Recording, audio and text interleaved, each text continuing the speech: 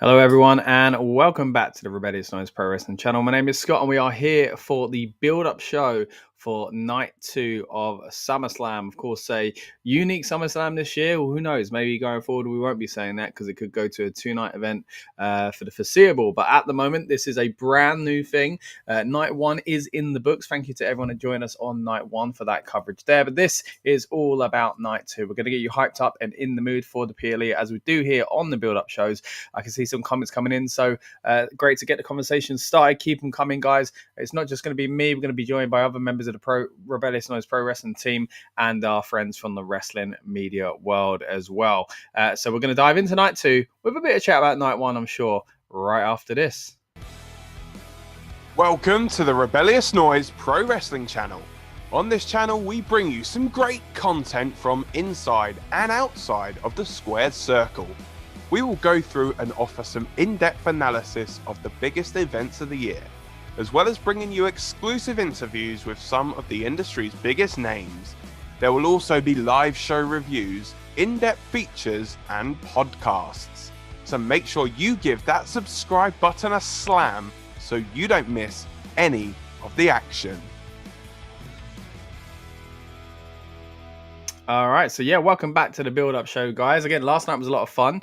The show itself was good. I did enjoy night 1 of SummerSlam. We're about, well, not quite 24 hours removed from it, but a fair few hours at least. And of course, last night was a little bit down by about some of the results, but overall, I think it was a good way to kick off SummerSlam weekend. Again, feels weird to say that, right? But night 1 is in the books. It's all about night 2 now. But as I say, I'm sure we'll pick up on some of the things from night 1 in this stream as well. And again, later I'm going to be joined by more of the crew, so that'll be quite fun to see what they had to say about that event as well. Kieran's in the house as why did Seth win? Yeah, a huge return last night, of course, with Seth freaking Rollins faking his injury again. We'll touch on that in more detail, I'm sure, throughout the stream. But Kieran also says, I wanted Brock Lesnar to return. We touched on this a little bit last night, right? It feels like Lesnar is somewhat synonymous with SummerSlam for many reasons, but I just don't see that happening anytime soon for, again, many reasons. Slush Boss is in the house. Good to see you, buddy. Hope you are doing well and excited for night 2 of SummerSlam. Again, it's all about getting ourselves hyped up and in the mood for the big PLE. Let's break down the card, though. It's a big one. I mean, night 1 was quite stacked, but night 2, I've got to say, it's probably even more stacked, if I'm honest. Let's start out with the Women's World Championship being defended by Naomi, of course, a fairly recent champion in herself. Having also cashed in the Money in the Bank briefcase just a little while back, of course, at Evolution 2. She's going to be defending, though, in a triple threat match with Io Sky and Mami. Rhea Ripley, of course, going back after that title as well. Now, we're going to get into our predictions in a bit sooner, essentially, but let's break down the card in detail. First of all, we've got Solo Sikoa looking to retain his United States Championship against his cousin Jacob Fatu, and as you can see from the graphic there, it is going to be a steel cage match. Also tonight we're going to see Becky Lynch going up against Lyra Valkyria. Of course, Becky Lynch, the current champion, the women's Intercontinental title on the line here. Who knows, will Lyra be recapturing the gold once again? Then, talking of IC titles, we've got Dominic Mysterio defending the men's Intercontinental title against AJ Styles. A lot of people would love to see AJ possibly be, bowing out of his last ever, I should say, SummerSlam here as Intercontinental champion. I think it would be a nice little note for him, but we'll have to see if that is the case. But again, that's another one of the matches we can look forward to tonight. Also, talking about looking forward to, this one is going to be wild. It's a 6-pack TLC match for the tag team titles. Really kind of a slap, really a reminder that that TLC match that we saw on SmackDown, as great as it was, probably should have been on WrestleMania. But this is their opportunity, guys. Hopefully they will take it. And as you can see, it's a stacked field as well. We've got Dexter Lumis and Joe Gacy, of course, the champions representing the Wyatt Six, going up against the team of Rey Fenix and Andrade. Also going up against Gargano and Ciampa, of course, as DIY. Fraxium, the team of Axiom and Nathan Frazier. Then the Motor City Machine Guns of Alex Shelley and Chris Sabin. And to top it all off, we've got the Street Profits in the mix as well. Of course, Angelo Dawkins and Montez Ford, up until recently, tag team champions themselves. So a big, big match there. I can't wait to not only predict that, but of course, watch that match. It's the one I'm most excited for tonight. But I can't lie, this here is also very exciting because it is very intriguing. What direction are they going to go in, guys, with this main event tonight? We've got John Cena defending his WWE Championship against Cody Rhodes. Yes, you could argue, oh, it's just a WrestleMania rematch. We've kind of been here before. Do we really need to see it again? But there's a possible kind of twist or turn coming here. So we'll talk about that later on throughout the stream as well. But again, a very, very stacked card for night 2 of, I nearly said WrestleMania there. As I say, it's so used to this being the case for WrestleMania. But yeah, night 2, SummerSlams are now a thing. Sludge says, I'm excited for the ladder match. Me too, Sludge. It's the one I'm most excited for, as I say. The guys in it, I am curious to see how it works with 6 people, though. 6 teams, I should say. 12 people in this match. It's stacked. I mean, the best TLC match of all time is TLC 2 at WrestleMania 17, right? There were 6 people in that match, but there was interference from Spike, Rhino, and Lita. So 9 people. And it's still not as many people that we're going to see in this match. So, yeah, going to be crazy. As you say, Sludge, ladder match is also most likely going to open. A lot of rumors going around at the moment about, TLC, I know what you mean, Sludge, don't you worry. A lot of rumors about who will open, what order the matches are going to be in. The one I'm 99.9% sure of, right, is going to be the Cody versus John Cena match. That's going to be at the end. But what's going to start it? Will it be the TLC match? We'll keep you up to date with all the kind of rumors flying around. Anything you guys hear, whack them in the comments. We'll discuss those things as well. That's what these shows are about. Again, getting us hyped up and in the mood for the PLE, talking last minute rumors, and breaking down the kind of road towards SummerSlam as well, because it's been an interesting one. Myself and Andy spoke about on last night's build-up show for night 1. How in recent weeks, we both felt like the WWE has really stepped up in kind of promoting SummerSlam and the feuds leading into it. I do think they've done a good job. You could argue it started a little bit too late, but at the same time, that's another issue we've talked about before, right? All these kind of interwoven feuds and storylines surrounding different PLEs. I mean, recently we had Saturday Night's main event. Yeah, not a PLE, but, you know, still a special event with Evolution. We had Night of Champions not too long ago either. So it's definitely a different way WWE are doing it these days, and there are pros and cons to it. But I got to say, as I mentioned, the last week or so of build, I think it's been really good, and it's got me hyped up. Got me hyped up for yesterday's events. It's got me hyped up for tonight's events as well. Keep your comments coming, guys. I want to know what you think is going to happen tonight. And, of course, any kind of chit-chat about last night's show, we'll kind of try and touch on that as well. But, again, the big one tonight surely is going to be rumours surrounding Cody Rhodes versus John Cena. There are rumours that it is close-knit. They're keeping it tight, just like they did with what happened at the end of last night's show. And if you are somewhat joining us here tonight without knowledge of what happened last night, well, it was a big one. Seth freaking Rollins is your world champion. That might sound weird to some ears. That's because people expected him to be out injured for a while. I gotta say, I had a sneaky feeling that wasn't true, it wasn't legit, and that he'd be doing exactly this, and I'm glad he did. It was a fantastic way to end night 1. Will we end night 2 with a big moment as well? We'll have to see. But again, you're watching the build-up show. We're going to take you all the way up to the PLE starting itself, so we're a few hours away from it now, just under 3 hours from it starting. Here in the UK, it'll be 11 p.m, and around the world, no matter where you are, essentially, it's going to be just under 3 hours away if you're watching live. So really looking forward to tonight's show. Also, we are going to try our best to hit you with an instant reaction review after night 2 has concluded as well. Now, speaking of which, we did a night 1 instant reaction review last night. So what we're going to do now is we're going to throw it over to my original thoughts on everything that went down at the end of night 1. And, of course, the rest of WrestleMania Saturday itself. SummerSlam Saturday. See, I'm doing it again itself. Really enjoyable show. Now that I take a little step back, but you see, at the time I was a little tired, a little stressed with some of the results, but generally speaking, I thought it was a good show. But again, we'll show my original thoughts from night 1 in just a moment. Get some more comments here. Sludge Sports says, according to CBS Sports, the match order will be TLC, then Dom and AJ, followed by Becky and Lyra, then the Steel Cage, then the Women's Triple Threat, and then Cody versus John. That kind of makes sense to me, the way you've got it written there. So thanks for shooting that over, Sludge. That's great. We'll talk about the match order in a little bit more detail later on when we do throw it back to night 2 festivities. But for now, I'm going to throw it over to myself from last night, talking about night 1. when I do this, I'm going to be in the background, guys. So just like we always are when we play these clips, I'm still here in the comments. So any comments, shoot them away. I'll try and respond to them in the background while last night's version of me tells you about night one. And then when I do come back live, I'll go over some of our favorite comments there as well. Arctic Darts and the scene different rumors apparently saying that the rematch is first on Twitter. So yeah, thanks for bringing that to our attention as well, mate. Looks like it might be a little bit up in the air at the moment, but hopefully we'll have a clearer picture going forwards. But yeah, a very exciting show to talk about. And again, last night was a very interesting show in itself. So let's throw it over to me from last night and my instant reaction review of SummerSlam Saturday night.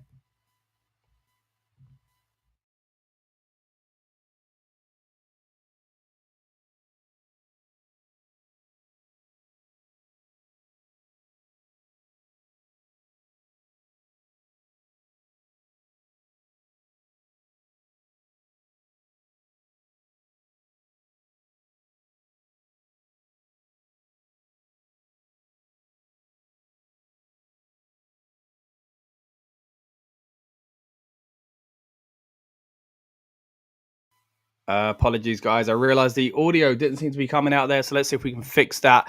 Again, we're going to throw it over to my original predictions from my original thoughts, I should say, of night one in just a moment, and then we'll be back previewing night two in more detail as well. So let's just make sure we can get this working for you. Let's see if we can try that one more time. Okay.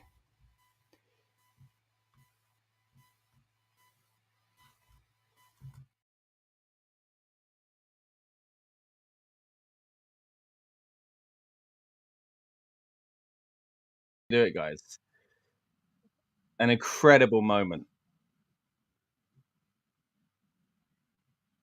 All right, the show is just going off the air now, but wow, what a way to end it. Night one of SummerSlam is in the books, guys, and we are here to break down the card and all the results and big stories coming out of it as well. As Seth sits in the ring, looking perfectly healthy, as expected. Look, I thought that was going to happen, and it did happen. Don't get me wrong, there are predictions I made about tonight that didn't come to fruition, but I just had a feeling as soon as he landed on that knee against LA Knight that it wasn't real. Now I know they're gonna, people will be out there and they're gonna be saying, look, oh, you didn't really know, but I just had a feeling, and look, I'm not the only one. Don't get me wrong, but it felt like that's what this was. When he landed on his knee, I remember saying there and then, "This is fake. He's cashing." Don't get me wrong. I thought he was cashing in that night, maybe in the other match, but no, he was cashing in at SummerSlam to close night one of the first ever two-night SummerSlam by screwing over CM Punk. Let me know what you think, guys, of the show overall. Sludge Sports is in the house. Good to see you back, buddy. So Seth might have just passed Jeff Hardy as one of my favorite wrestlers. It was a big, big moment.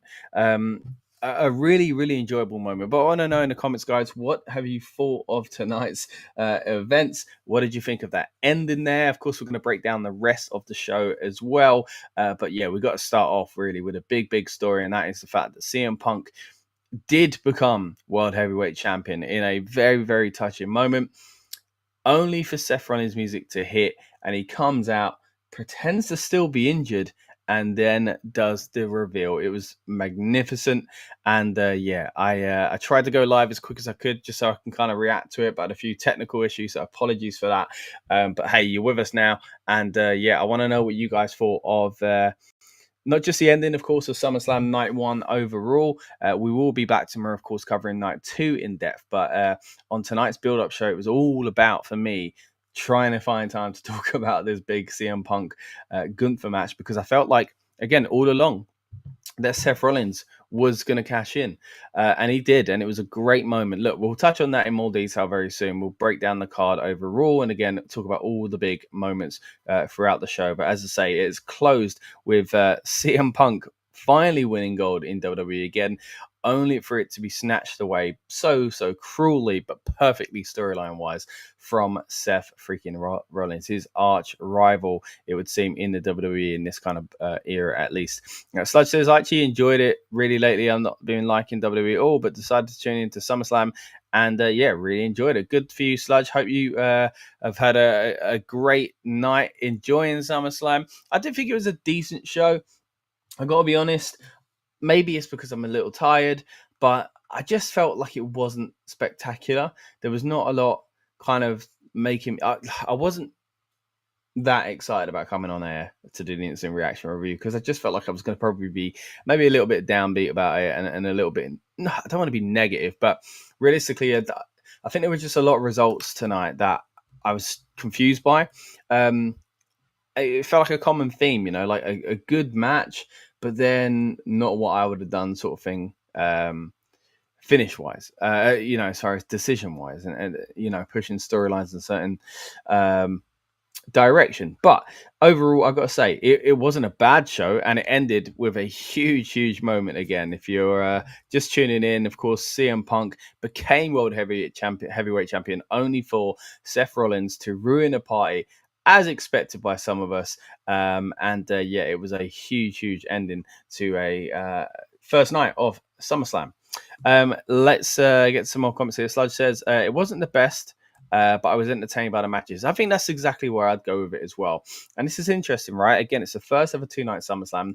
WrestleMania has this kind of same, effect, really, where you're watching it, but it's hard to judge it when you haven't seen the whole package of the two nights. I was thinking, though, if I was there at MetLife, I mean, I've been privileged enough, as I said on the build-up, to go to MetLife twice for WrestleManias. It's a pain to get back to New York from, though.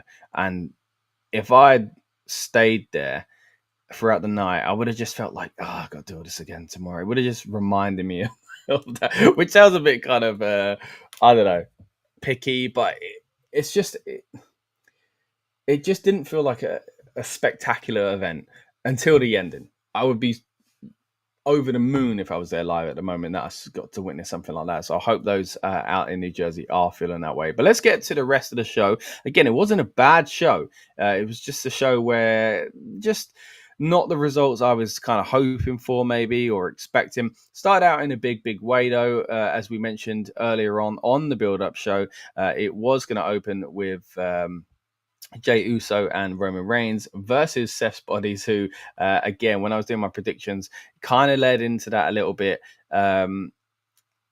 As far as my predictions for this match was kind of, affected by what I thought was going to happen in the main event, which again was that Seth Rollins was going to come back. So I actually felt like Jey and Roman would probably win for that reason. And they did. It opened up very well. I mean, before it opened to this match, to be fair, Cardi B come out, which I completely forgot about until I saw, just as we were coming off here from the build-up show, people mentioning her.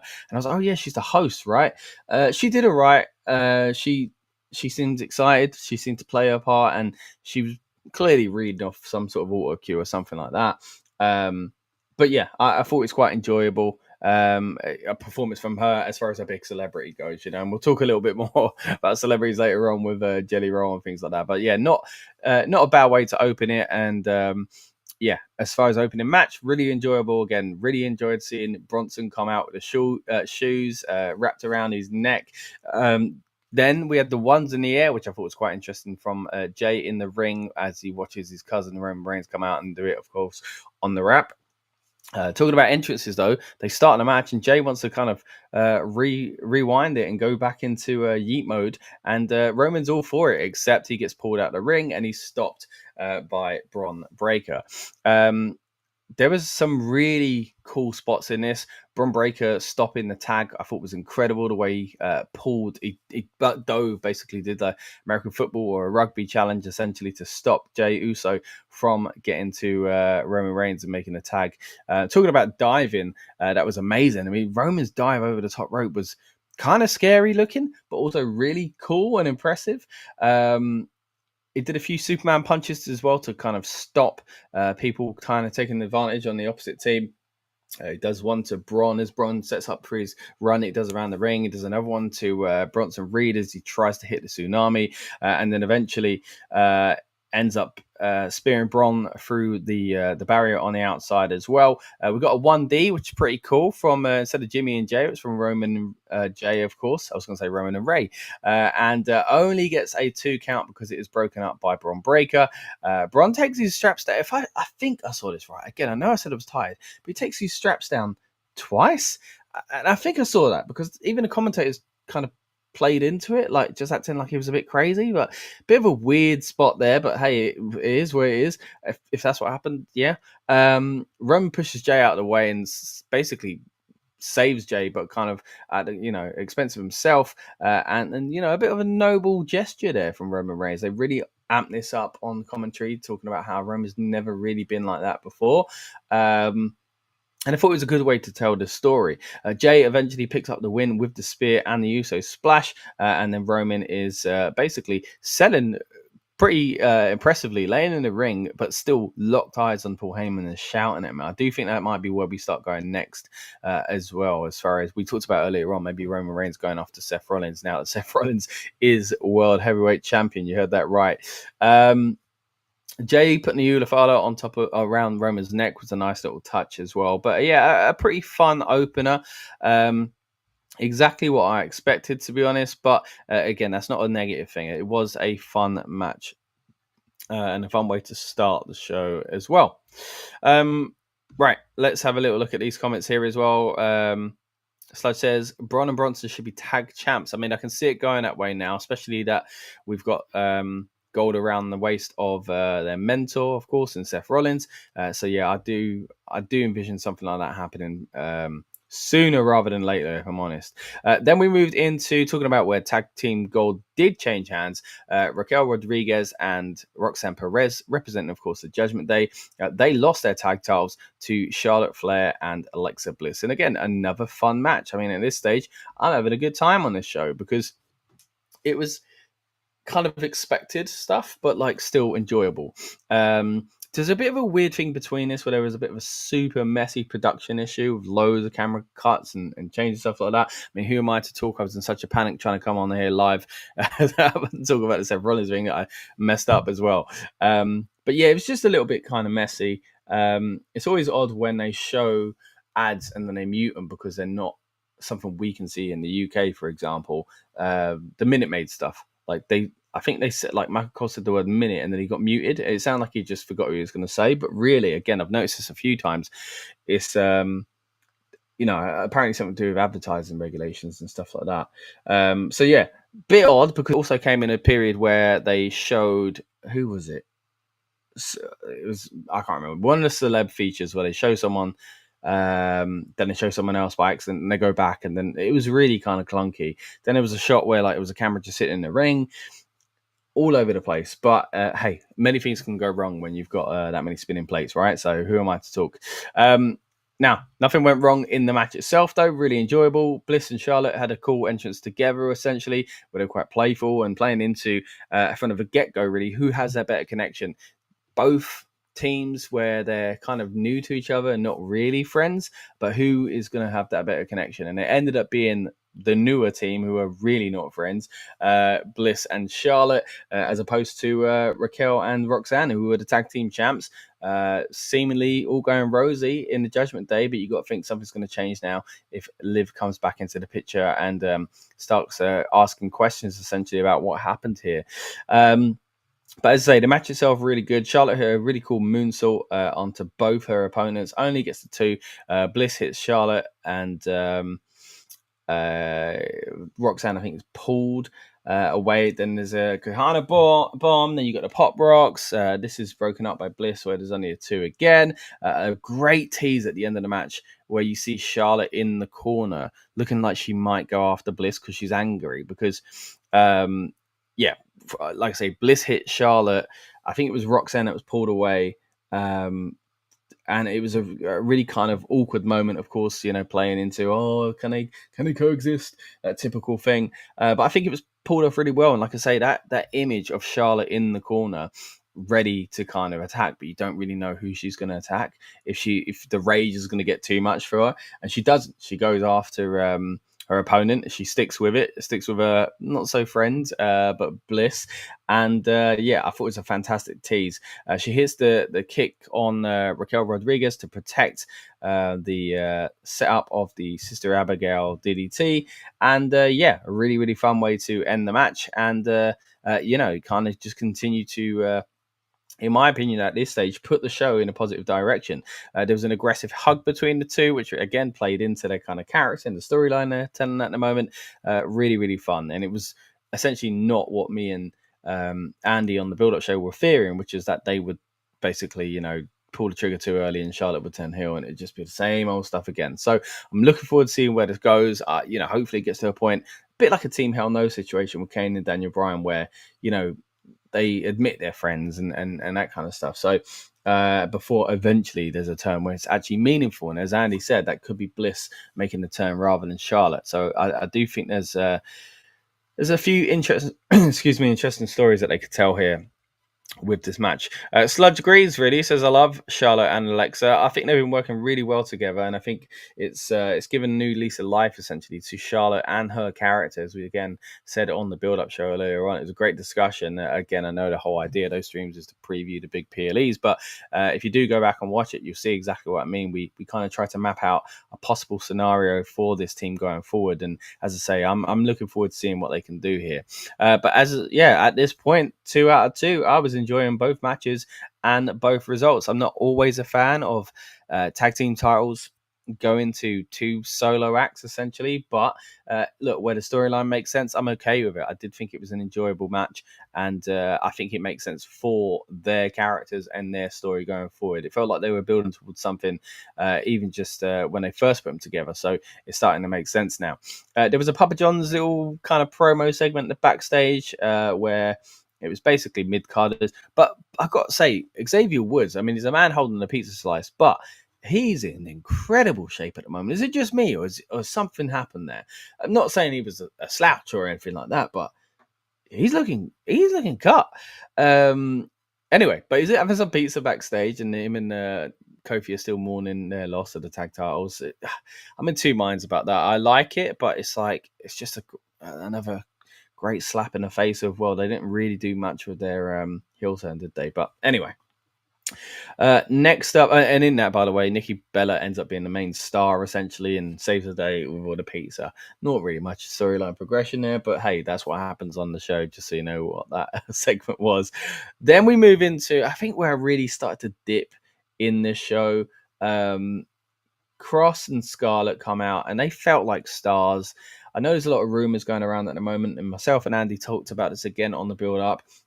Possibly one of the last appearances for Karrion Kross, or not. Maybe he's got a new contract. Who knows? But he's been in this prominent position as of late, the past few months, and it's been something that we've really enjoyed, discussing on this channel. And my big thing was I was disappointed that he didn't win at Night of Champions, and I thought, well, he's got to win here tonight, and he didn't again, and it just felt a waste. Now I know some people are seeing it as no, it's Sammy's first kind of bit of story to tell on his way to becoming world champion. But I don't know. I think I like the idea of him maybe losing a little bit more, or it just felt like there was nothing for Kross to gain out of this. If it is because he's leaving, then fair enough. Like I said earlier on again on the build-up, pushing him to the moon right before he leaves and goes to a competitor is probably not a great idea business-wise anyway. But was it just a ploy to kind of get him to re-sign it? Will he re-sign? Has he re-signed? We don't know. But I wasn't the biggest fan of this result. As much as I like Sammy, I just felt like it wasn't the right decision. But what happens in this match, we'll kind of go through some of the highlights here. Kross and Scarlett, as I say, they come out feeling and looking like stars. When Sami Zayn's music hits and they they chant the "Let's Go," that's when you're like, yeah, but Sammy is a star. And, this is a conversation I've had on this channel many, many times before. I think he should have been world champion already. And I really do hope he gets that opportunity. We've talked about a little bit lately, but him winning in Saudi at the Rumble, is a possibility, I think. So we'll see where he goes in the future. But it didn't really do much for Scarlett and Cross, unfortunately. Just makes them look a bit silly, in my opinion. Cross fails to use the pipe. Sammy does get aggressive, and I get the story they're telling, but like I don't know if the end execution is ideal. And look, I've seen plenty of times where people say, "Oh, watch how it plays out," especially people like Triple H. Maybe Sammy, I mean, maybe Cross is going to get something big coming around the corner. I don't know, but if this was it, then I don't know. I don't know if I feel satisfied. Essentially, Scarlett eventually, ironically, gives the pipe to Sammy, which most scenarios like that would lead you to think, "Oh, that's a turn. She's just turned on her husband." But that weren't the case. I don't think that they even expected people to feel that way. But obviously, the story they're telling is whether or not Sammy will give in and use the pipe. What if he did? Like, I know they're all mind games, and that's the whole character that those two are, kind of working with at the moment. But what if it backfired? I mean, it kind of did backfire anyway. He threw it aggressively and it bounced off the floor. I was worried for a split second it might bounce off and hit a fan, but yeah, thankfully it didn't. He's distracted though. There's a roll up, only gets to 2, and then just very quickly after that, exploder into the corner, haluva kick, and the 3 count. And my note straight after that is just disappointing. As I say, I don't get it. I really don't get it. And it's frustrating because, again, this is where I started to dip in kind of my enjoyment of the night, because for me, it's just a wrong decision. And you could argue, well, we don't know that because we don't know where we're going yet. But for me, it's sucked the life out of the event at this stage, which is a real shame because I enjoy the work of everyone involved here. And I know you can't always get what you want, right? You can't always get the result that you think is the correct one, but I couldn't have been the only one that felt like that was a mistake. Karrion deserved that, says Sludge. Deserved that win. He's been so good lately. Yeah, I agree. And look, I said to Andy on the build-up show, sometimes the reward is the position. Sometimes the reward is being on that big stage and having a big match. And he's earned that, he really has. But that was my big fear, and sadly it did come true that he wasn't going to win the match. I'd say win a title, nowhere near a title, but yeah. Look, next up we had a little tribute section to Hogan. We talked about this a little bit on the build-up show earlier on, but of course had quite a few tributes lately on WWE TV. Now, of course, you would imagine someone of that magnitude as far as star power and what they meant to that company, that he would get quite a few tributes. And SummerSlam is a show that he is quite synonymous with as well. So it wasn't really a surprise to see that here. Nice little touch, really. You see Son, a lot of people in the crowd dressed as him, and his theme song played in a kind of strange, surreal moment. I actually thought that might happen on the other tributes, because it's like, and we talked about the iconography of Hogan and his great theme song earlier on, but of course it's no secret that the last 10 years people struggled to kind of get hyped up about Hogan and his theme song hitting, and obviously it's not the same. It was done in tribute, but it was a nice kind of moment seeing people kind of enjoy kind of celebrating Hogan again. But again, it's a complicated situation. It's one of those things. It's something that people are going to talk about in depth for years to come. Of course, the final years of Hogan and how that complicates his legacy. But as Andy said, he's writing an article at the moment, so do keep an eye out for that. And I'm looking forward to seeing his kind of take on things further. Slow Sport says, rest in peace, Hogan. Not a great person, but a legend of his company. He did so much for WWE. Yeah, again, kind of a mixed situation there, isn't it? I mean, a lot, people would still argue it was great to certain people.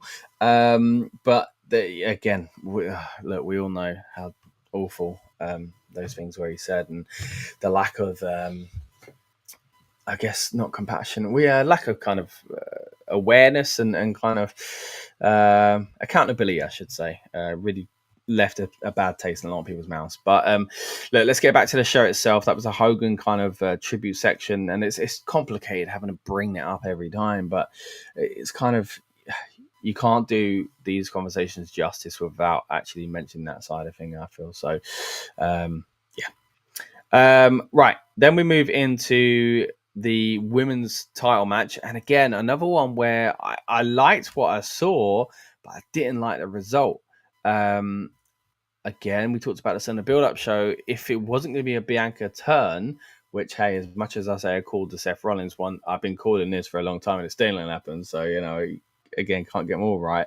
It weren't the lack of that annoyed me. It was the lack of kind of any progress. Like, why is Jade won the Queen of the Ring, gone up against Tiffy, who I think could do with losing that title, and didn't beat her? I just felt like it was a bit of a waste. Like, what are we doing next? Like, is Jade going at it again? Like, I really don't know where to go with this.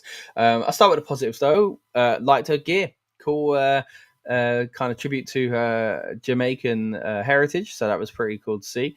The match itself was pretty hard hitting, to be honest. It was a great prettiest moonsault ever spot where Tiffy lands, but Jade's feet go up, not just into her face, but like directly in her chest, and she whacks hard backwards because of it. We get Jaded, and I like that they kind of played into what I think was a bit of a, I don't want to say botch, but but there was a moment, I think when she won the Queen of the Ring, where she pulled back on Asuka's legs. She kind of overdid it, and it looked a bit awkward, and kind of pulled Asuka's shoulder up a little bit and whatever else. They kind of, I feel like, just played into that by doing a similar kind of spot, but Tiffany's feet got on the ropes, because I was thinking, you're suspiciously far over that side of the ring there. But I thought it was a nice way to kind of to do that spot. Then Jaded was blocked, this time with a kind of roll back from Tiffany as well. And then a crazy, counter again for a top rope Jaded, where Tiffany just kind of just flipped almost and flipped Jade over. It was a kind of crazy, speedy spot. And one that led to the end, again, in a very good, speedy fashion, because she hit the prettiest moonsault ever. And that was it. And again, this time my note is just simple. Nice ending, but really, like, I really don't like some of the results on this show. It just felt pointless. Look, not every winner of a tournament or number one contender should become champion, but like, what are we doing here? Like, why? Why is Tiffany still? And that sounds like I don't like Tiffany. I do like Tiffany, but what's she doing next? And where's Jade go from here? Look, again, I know people will say, "What's the show?" You'll find out, but man, sometimes the show is just a big show, and that's when those storylines should click and change and progress. And when they don't, it kind of annoys me, because again, it's just an example of a match that a good performances, but just not the ideal ending. Then we moved into talking about good performances. Jelly Roll singing voices for Randy Orton.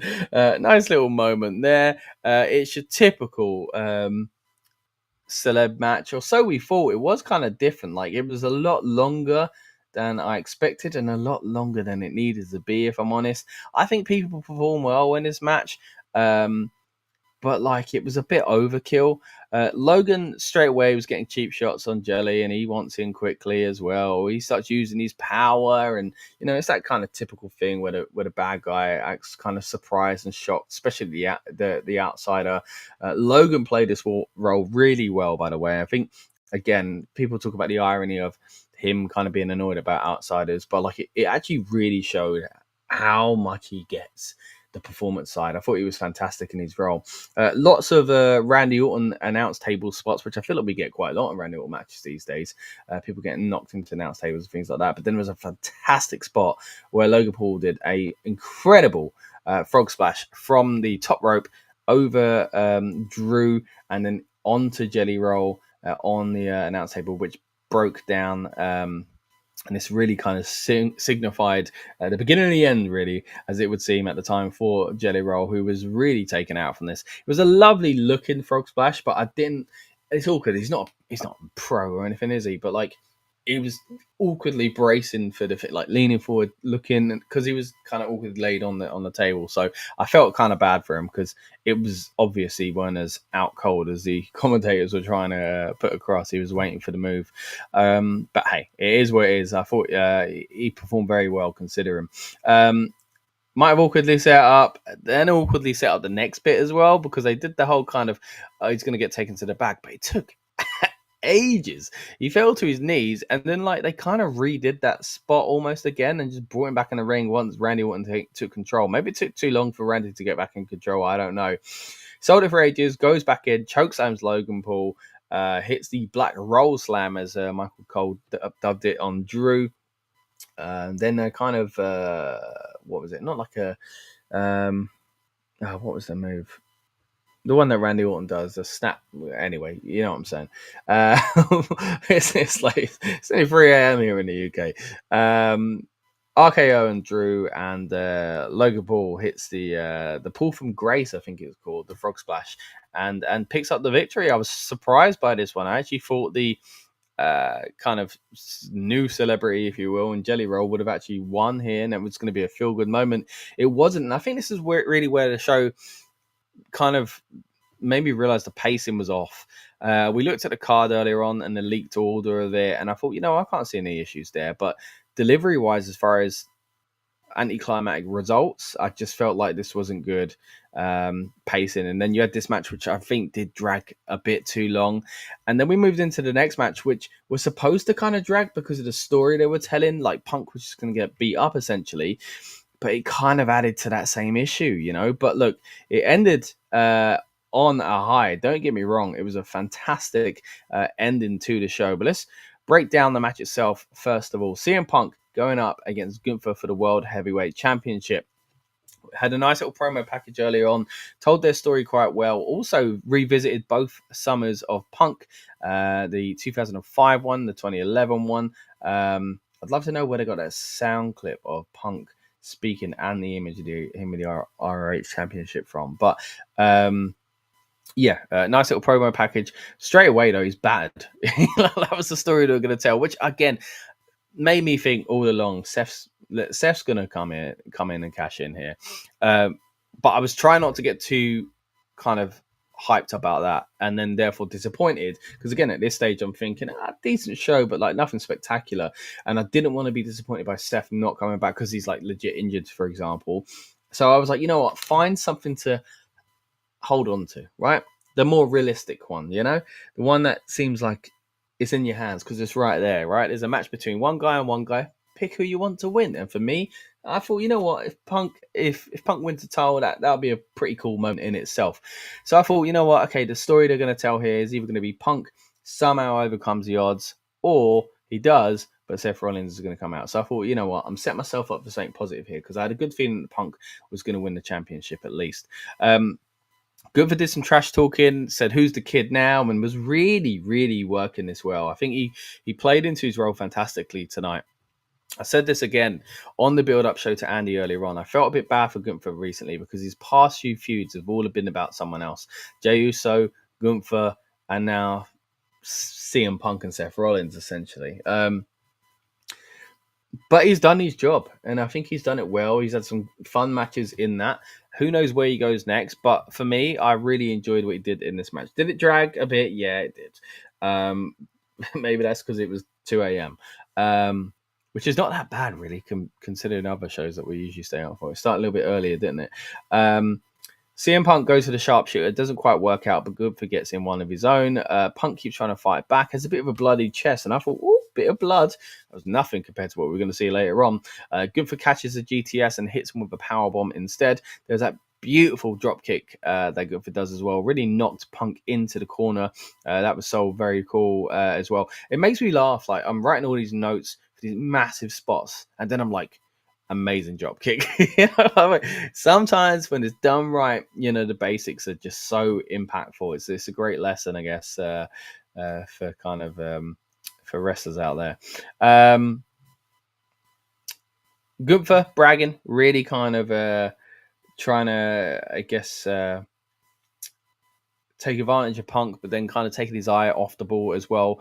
Similar spot to, and again, it made me think of the Money in the Bank, because when Punk whacked Drew's legs at WrestleMania and kind of caused him to get cashed in on, it was a similar spot here, but he, he's swiping in the other way. Gunther falls down, and then I saw him coming out from underneath the table, and like his fire had blood on it, and I thought, oh, I was like, is that a continuation of the blood that we saw on Punk's chest? Is that kind of bleeding even more and I haven't really noticed? Nope, that was Gunther's blood, because when he came out of there, the boy was wearing a crimson mask, as they say. Um, crazy amount of blood. Now he gets in the ring and he looks like genuinely concerned. They start saying on commentary, "Oh, has he broke his nose?" And I thought, "Is this legit?" And I thought, "Nah, it can't be. It's too convenient." Um, anyway, he looks concerned, and he looks kind of, he's gone from bragging to almost begging, and I thought it was a really cool kind of switch in the character in that moment. And a fear for what Punk was going to do essentially, and he didn't like the sight of his own blood and whatever else. I thought it was a very cool story they were telling.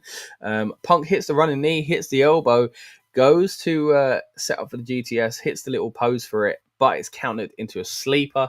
Eventually, though, Punk does get out of it, hits a beautiful GTS on Gunther, who now is again a bloody mess, spits up in the air, and kind of just doesn't really fall to his back or anything, because he's this giant that needs to be conquered by Punk essentially, who finally has the strength to pick him up for a second one and hits him with GTS. Lovely moment there. CM Punk wins. Everybody's happy, or so we thought, because burn it down, CM Punk is now shocked because Seth Rollins' music hits, and I'm thinking at this point Seth Rollins is now cashing in, right?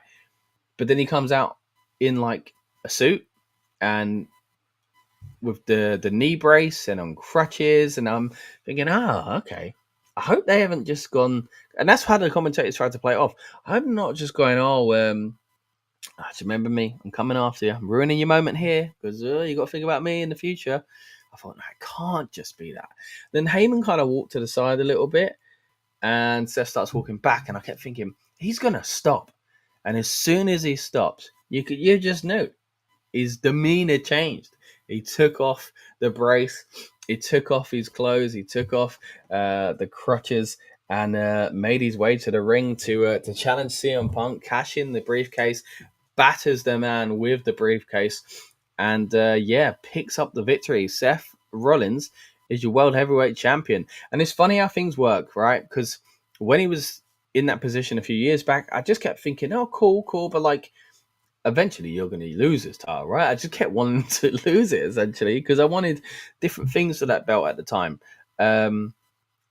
But he kept it for a long time, and now I'm like, yeah, he's the champ. It's just so funny how it works. And when he won the Money in the Bank, I was like, oh, why? Like, we've been here before. We don't need to see it again. But as I said on the build-up, as I said when we came on air for this instant reaction stream, like, how do you outdo the heist of the century?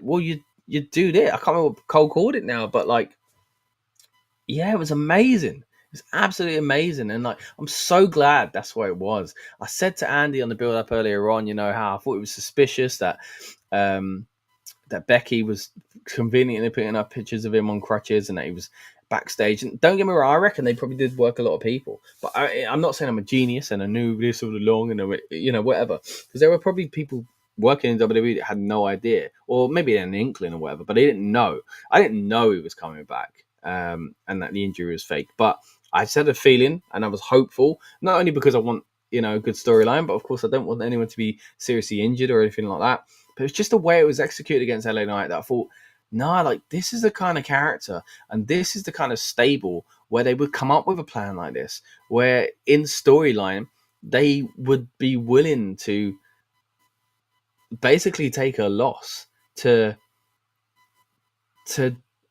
get the ultimate prize, but also, like at the kind of, the kind of expense of someone they hate, like, and kind of petty, doing it in such a petty way. And I thought it was so clever. Like, I'm so glad that this was the case. I'm so glad they did this. It was a fantastic moment, one that I think will be remembered for a long time. I saw people earlier on social media sharing the clip of when Kevin Nash stood up from the wheelchair and he takes off the blanket and he's, the cast isn't really his leg and whatever else. I thought, it did remind me of that. One is funny as that. It wasn't the same kind of effect, but it was a similar kind of gimmick, I guess, if you will. But yeah, absolutely fantastic. Great execution.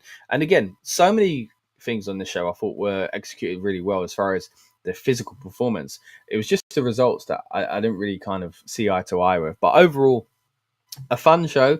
That last moment, that last match, and that last kind of closing scene really lifts it for me massively.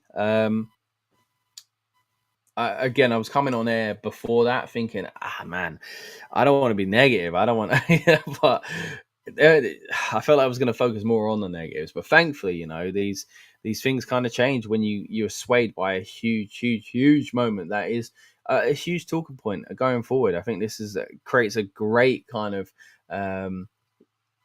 story going forward, and it's more fuel to the fire after CM Punk Seth Rollins storyline, as if that needed it. Do you know what I mean? And I feel it was really well executed. So I'm so pleased we saw what we saw at the end. Like, because I don't even care that he's the champ. Like, it's just weird. Like, it was just the moment. The moment is enough. Like, all right, maybe this will make the stable kind of get a shot in the arm and stuff like that. I said it on the build-up show with Andy earlier. They were basically hinting that, you know, they had a bit of a backup, a plan B almost, and they would do anything and that kind of stuff. And it makes sense now. And I think it's really given, as I say, the stable a shot in the arm they really needed. And it definitely gave the show a shot in the arm and me a shot in the arm, because I was starting to lag at the end there. But again, a very cool ending to the show. But hey, that's not it, guys. We're going to be back tomorrow for the build-up show for Sunday night's extravaganza. It's the night 2 of SummerSlam 2025, of course, coming to you live from MetLife Stadium out there in New Jersey. Thank you to everyone that joined us for our build-up show earlier on. If you don't know what I'm talking about, essentially what we do on this channel is get you guys and us hyped up for the big PLE. We talk last-minute rumors, we talk, you know, match order and stuff like that. We break down all the kind of recent stories going in and around the big events as well. And yeah, we did it earlier on for night 1, and we're going to be doing it for night 2. I mean, you may even be watching this as a replay on the early part of the build-up show, so stay tuned if that's the case. But if you're watching in real time with me on whatever night it is, subscribe and be back essentially for our build-up show on night 2. But this has been your instant reaction review for, again, quite a newsworthy show, but maybe not as much as I hoped it would be. As I said earlier on tonight, we're not going to get all the surprises, are we? We're not going to get Seth's cash-in and Bianca Belair turns. You know, it's not all going to happen at once. But what I will say is what they did at the end was fantastic. What the performers did in ring, really enjoyable. The pacing of the show, not ideal for me. It did drag a bit, but look, we can't fully judge SummerSlam as an event anymore until we step back and see both nights. That's, again, how it's been with WrestleMania the past few years. And look, we might come away from it just like I did with WrestleMania this year, going, yeah, it was all right, but like it could have been better. That might be the case, but I'm really hoping that's not going to be the case, and that night 2 is really going to knock it out of the park. But when you've got a big story coming out of night 1 like this, that kind of patches over some of the questionable decisions, in my opinion. So, hey, maybe that's not going to be the case on Sunday. We won't need patching over because we're going to have some big stories coming out of it, regardless. Big matches as well. I mean, look, not only do we have John Cena and Cody Rhodes, we've got a TLC match, which I think could certainly steal the show as well. Triple threat for the women's world title. You've got a cage match. It does feel a bit top heavy, right? It does feel like they've maybe overly stacked night 2 in comparison to night 1, which again could mean a positive kind of thing for us, essentially, to enjoy night 2 even more, and it kind of gives us a little bit more of a well-rounded view of SummerSlam 2025. But hey, that's it for night 1. It is in the books. Again, thank you so much to everyone that's joined us. We do appreciate you. If you're new here, please subscribe to the Rebellious Noise Pro Wrestling channel. It's not just instant reaction reviews. It's not just build-up shows. We also get to talk to your favorite WWE superstars and ask them the questions that you want asked as well on this very channel. So if you haven't already, check out those on this channel. I've been Scott. This has been the Rebellious Noise Pro Wrestling channel, and we'll see you on the next one. Welcome to the Rebellious Noise Pro Wrestling channel. On this channel, we bring you some great content from inside and outside of the squared circle. We will go through and offer some in-depth analysis of the biggest events of the year, as well as bringing you exclusive interviews with some of the industry's biggest names. There will also be live show reviews, in-depth features, and podcasts. So make sure you give that subscribe button a slam so you don't miss any of the action.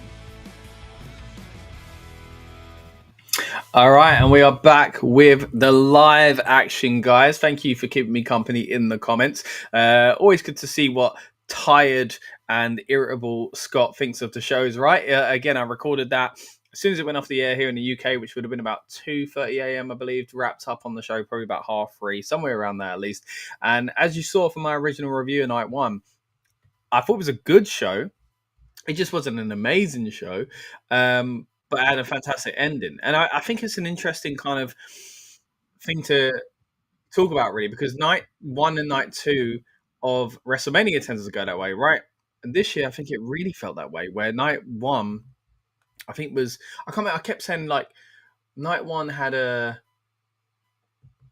was a good show with a great ending, and I think it was the other way around. I remember thinking night two was a great show with a good ending. Talking of night one, night two, what we're seeing right now on the countdown show is highlights from night one. We're going to keep you company, but I would imagine that the countdown show, just like every single PLE these days, will not have a bonus match or anything like that. But if that does happen, or if there's breaking news, we're here to kind of report on that as well. So yeah, I'm going to keep an eye on the countdown show for you as well. Let me know what you thought of night one, but of course we're going to mainly focus on night two here because that's the subject at hand, and the rumored match order it's starting to pick up steam quite a lot online. And again, I get to some of these comments. I know some of you guys will bring it up to me just a moment ago as well. We will get to that very, very soon. Speaking of which, let's get to some of these comments. Again, appreciate your comments coming in while I was lurking in the background watching myself from last night. But hey, I'm back live, and it's not just me, guys. Soon we're going to be joined by more members of the Rebellious Noise Pro Wrestling team and friends from the wrestling media world as well. So really excited to have some of those guys on board as well. I see Christopher Leclerc was given SummerSlam Night 1 a 6 out of 10. I was basically saying, look, I agree with Christopher. It was, again, a decent, like it was a good, okay. I don't know how many, what adjectives you really want to use, but the ending really kind of gave it those extra points for me as well. Tom Talks Rubbish is in the house. Always good to see you, buddy. Hope you're doing well. And again, I saw a comment here from Mighty Knight TV, I assume, with a name like that and a comment like that, you were looking to see someone like LA Knight on the show. And it's crazy, right? A 2-night event, and he's nowhere to be seen. The deal says night one was a B-. I actually think that's generous, mate, but I agree with the second half of the comment there. Night two needs to deliver. And as we also got into kind of a little bit of conversation in the chat as well, I know you know the deal. You followed it up by saying they must have something crazy to end night two. But how do you top what we saw at the end of night one? So what I was saying in response to that is that I do think night two could have an ending that struggles unless it is huge. And I think we're maybe expecting a little bit too much from WWE in that sense. I know this is a story, Cody and John Cena, that kind of leans itself into potentially big shocks, but I'm not sure we're going to get it. I think it's more likely. I'd rather put my kind of hopes in the rest of the card delivering. Whereas yesterday the card was good, the rest was delivered, but I think some of the booking decisions were just a little bit odd for me. But as I say in the comment there, I think it's the rest of the show that needs to deliver. Let's break down the card, though. Again, there is a rumored match order going around the internet at the moment. So let's kind of take it from there, essentially. Let's see what the rumored opener is. And this was kind of mentioned a few times in the comments, even when I was on the earlier live portion of the show. It looks like it will open tonight. And again, this could change, of course, or maybe not even be legit, but we'll kind of give you the rumors as they come in anyway. Rhea Ripley going up against Io Sky, and of course, Women's World Champion Naomi is said to be the opener of tonight's show. Night two will then follow up with the TLC Incredible Six-Pack Challenge. TLC that is going to be chaotic, to say the least, but I'm very, very much looking forward to. I'm actually surprised with the order of these two already. I feel like the TLC coming in second might not be the best decision, but we'll have to see how the pacing goes. And look, I felt that last night's pacing looked all right on paper, but it didn't feel that way once the show continued. It felt really sluggish in the middle. In the middle of this show, though, we start leaning into the IC title matches. First of all, we've got the Becky Lynch defense against Lyra Valkyria. Of course, this is a no DQ match, so it'd be interesting to see where they go with this one. Is it just going to be a kind of hard-hitting brawl, or is there a surprise that kind of leans into that that kind of match type. Talking of interesting match types, you've got a cage match, of course. Solo Sikoa, who I'm currently seeing, by the way, walk down the corridors of MetLife Stadium with his MFTs, with that US gold over his shoulder on the Countdown show. Again, not much going on with the Countdown, but I'll keep you up to date if anything important does happen. He is facing, again, his cousin Jacob Fatu. Will Jacob get that title back? We'll have to see. Look, moving on to the next match, it's another IC strap on the line. It's Dominic Mysterio defending against AJ Styles in a match that I know many are going to go into, hoping AJ gets a nice little kind of final SummerSlam moment. It looks like this might be his last year in WWE, and if that's the case, this will be his final SummerSlam, and it'll be nice for him to win the IC gold in a match like this. Talking about gold, though, it all comes down to this. John Cena, the undisputed champion. Talk about someone in their last ever SummerSlam. This one we know for certain. So he says, at least, wrestlers tend to change their mind. He seems to be a man that doesn't want to do that. But we are looking at a big, big match here tonight. John Cena defending, of course, against Cody Rhodes. So, with that in mind, what we're going to do now is we are going to go into the matches in a little bit more detail. That's a little rundown of the rumored order of the card. But what we're going to do is we are going to have more members of the Rebellious Noise Pro Wrestling crew and also our friends from the wrestling media world to predict this show in its entirety. And I'm going to do that, first of all, with Mr. Sam Smith from Gimme a Hole Yeah and WrestleSphere. Sam, how are you doing? I'm all right, mate. A long time no see, and I'm sorry it's taken me so long to come back. I always seem to be away, mate. It's unreal. Yeah, little peek behind the curtain. Every time I tend to have a chat about Sam about coming back on, he's on a holiday. This man loves a trip. Yeah, just got back from Norway. I got back yesterday, and I'm sleep deprived. It's why hardly anyone sees me over on Gimme a Hole Yeah anymore. But yeah, I'm here tonight. I won't be staying up to watch SummerSlam. I'm gonna after this probably go to bed. But then me and Jess are gonna get up in the morning and just plough through it. Then we'll probably go to the gym and catch up on some of that time as well that we've lost. But anyway, it's nice to be here, and I'm really excited. Day one was awesome. Yeah. So over to you, mate, and let's see where we go. So. Did you watch day? No, again, you were traveling, weren't you? So did you watch day one today? Then did you watch it? Yeah. Okay. So for me, we just had a replay of my instant reaction from last night, and look, you know how it is. Like 2-3 in the morning, it's a bit kind of starting to grate on you. I felt like it was a good show. We won't touch too much on night one, but it's hard not to kind of talk about the total package. Not Lex Luger, but I found that night one was good. But the ending saved it for me. And I think it felt because the middle really started to drag for me. I think it's because although the performances were good, I didn't feel too thrilled with some of the results. And I'm aware that could be because I was tired. So it always is. It's the curse of living in the UK and doing this. But yeah, I know what you mean. There were a few things like I feel like. Particularly the Tiffany Stratton Jade Cargill match. I feel like that match began. I took a swig of my tea. I sneezed, blew my nose, scratched my dog's head, looked back up again, and the match was over. Right. That's kind of how I feel about it. Yeah. But I thought I love how Punk and Gunther they gave them 30 minutes to like really do their thing. Yeah. And they really used that time and they used it well. That was great. The jelly roll match, bless him. I know he tried hard, and he looks like $1 million these days. But the whole celebrity trying to like some singer taking on Drew McIntyre is I'm never going to buy, no matter how plucky you are. Yeah. Or likable, and he is likable. Yeah. All those things. Yeah. Overall, I really enjoyed it. I really did. It was. But I think day 2 is where the proverbial is really going to hit the fan, so I'm game. I'm really looking forward to it. For sure, it's a big night. I think the card is super stacked for night 2. So let's get into it in just a moment. Sludge Sports is in the house again. Says hello guys. Took a quick shower. I'm back. What did you miss? You missed a replay of the stream from last night, but you were with us last night, Sludge. So you're good. You didn't miss too much. Don't worry.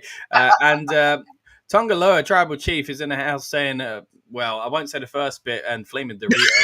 It's a lovely quote. I literally saw the clip where he did that, like an hour before coming on air. So, yeah, appreciate that comment. It's almost like you read my mind.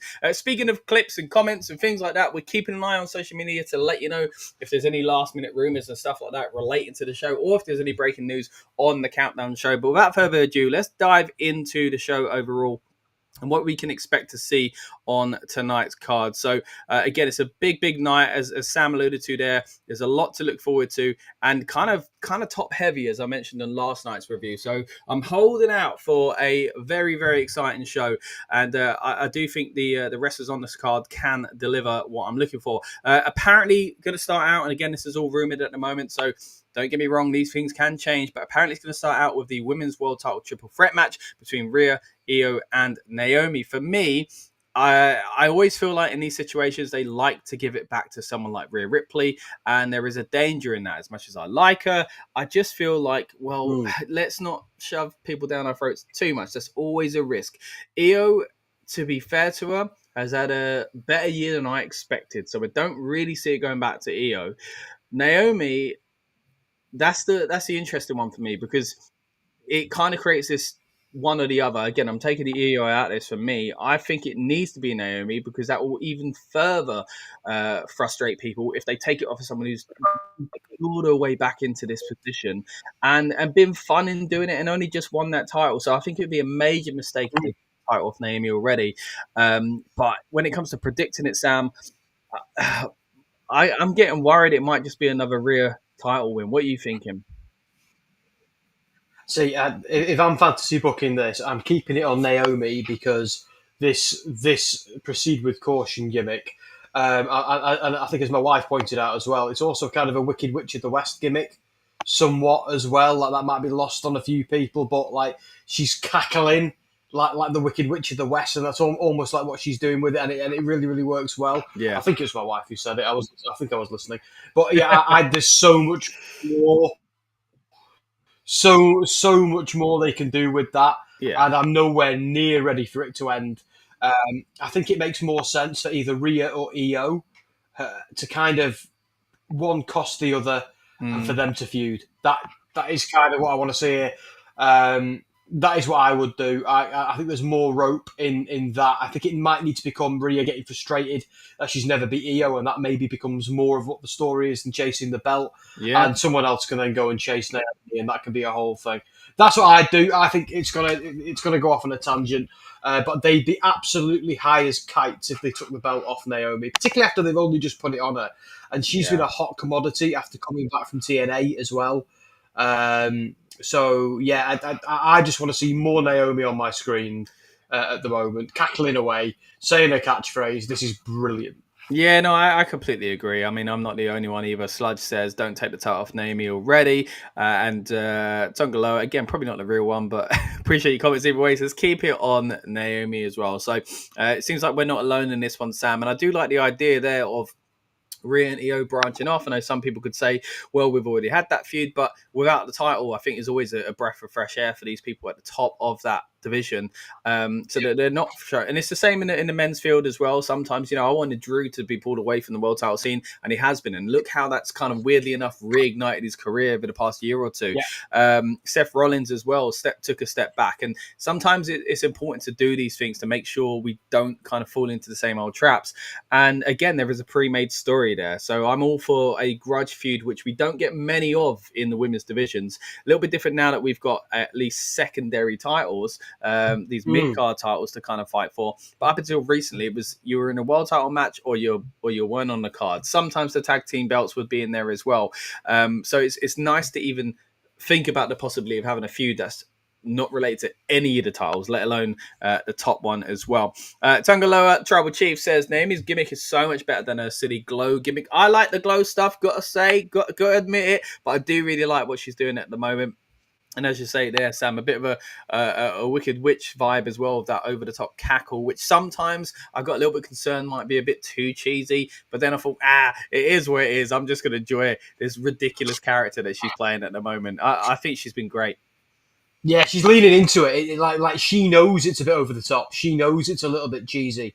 and you'll notice she's changed her accent as well a little bit. She's kind of like got almost like a New Orleans twang at the Yeah. moment, which she didn't used to have.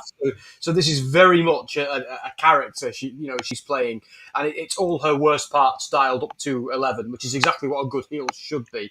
I just want to touch on something you said as well about there are only so many spots at the top, because this is something we hear in wrestling all the time, and it's true. There are only so many spots at the top, and obviously McIntyre is great, and he can't always be at the top, but one thing that they can always be is a good story and good booking. Like, so it doesn't matter, like, one person's the world champion or one person's this or there. There's always a good story to be told. So I do think wrestlers get failed by the system sometimes in AEW and in WWE when there isn't a good story for them. And I absolutely reject the notion of that cop-out that WWE used to say, which is creative has nothing for you. Then creative need to pull their finger out and do their job. Sorry. That's just the stupidest sentence. And WWE used to say that like it was something people just had to accept. And it's like, nah, mate, nah, do your job. Because, yes, not everybody can be at the top, but everybody can be doing something worthwhile. For sure, especially with a huge roster, but a huge amount of TV time out there to get kind of sink your teeth into as well. So, yeah, completely agree. And thankfully, it's been the opposite of that for Naomi. There has been something creatively for her, and she's been doing something quite fun. So more of it, I would say, and I can tell you agree with that, Sam, as well. Let's move into the next match. Again, this is in the order that is rumored at the moment, but again, this could change or could be a load of rubbish, but we'll go for it in this order anyway.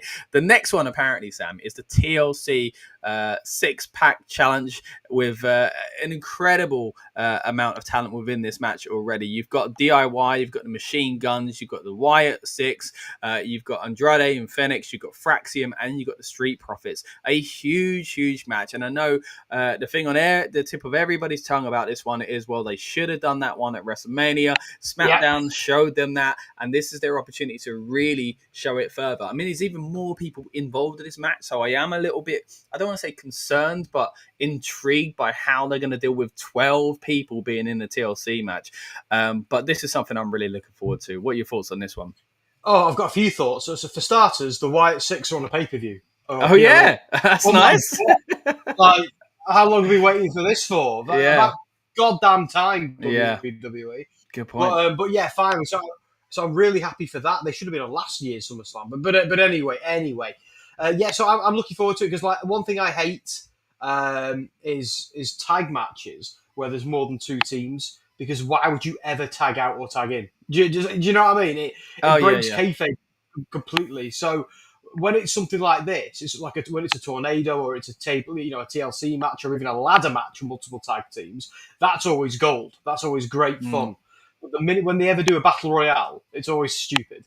Or if they ever do, it's so kayfabe breaking when they do like the four corners tag matches, because the idea that you tag another team and it's just stupid. But so I'm really excited for this. I think there's a lot of talent in there. I think every massive pay-per-view like SummerSlam or Mania needs a match like this. It gets some of the tag team division on the card. All it does, though, for me, is it highlights how great the SmackDown division is. But Raw just had this throwaway match with Balor and JD McDonough against the LWO.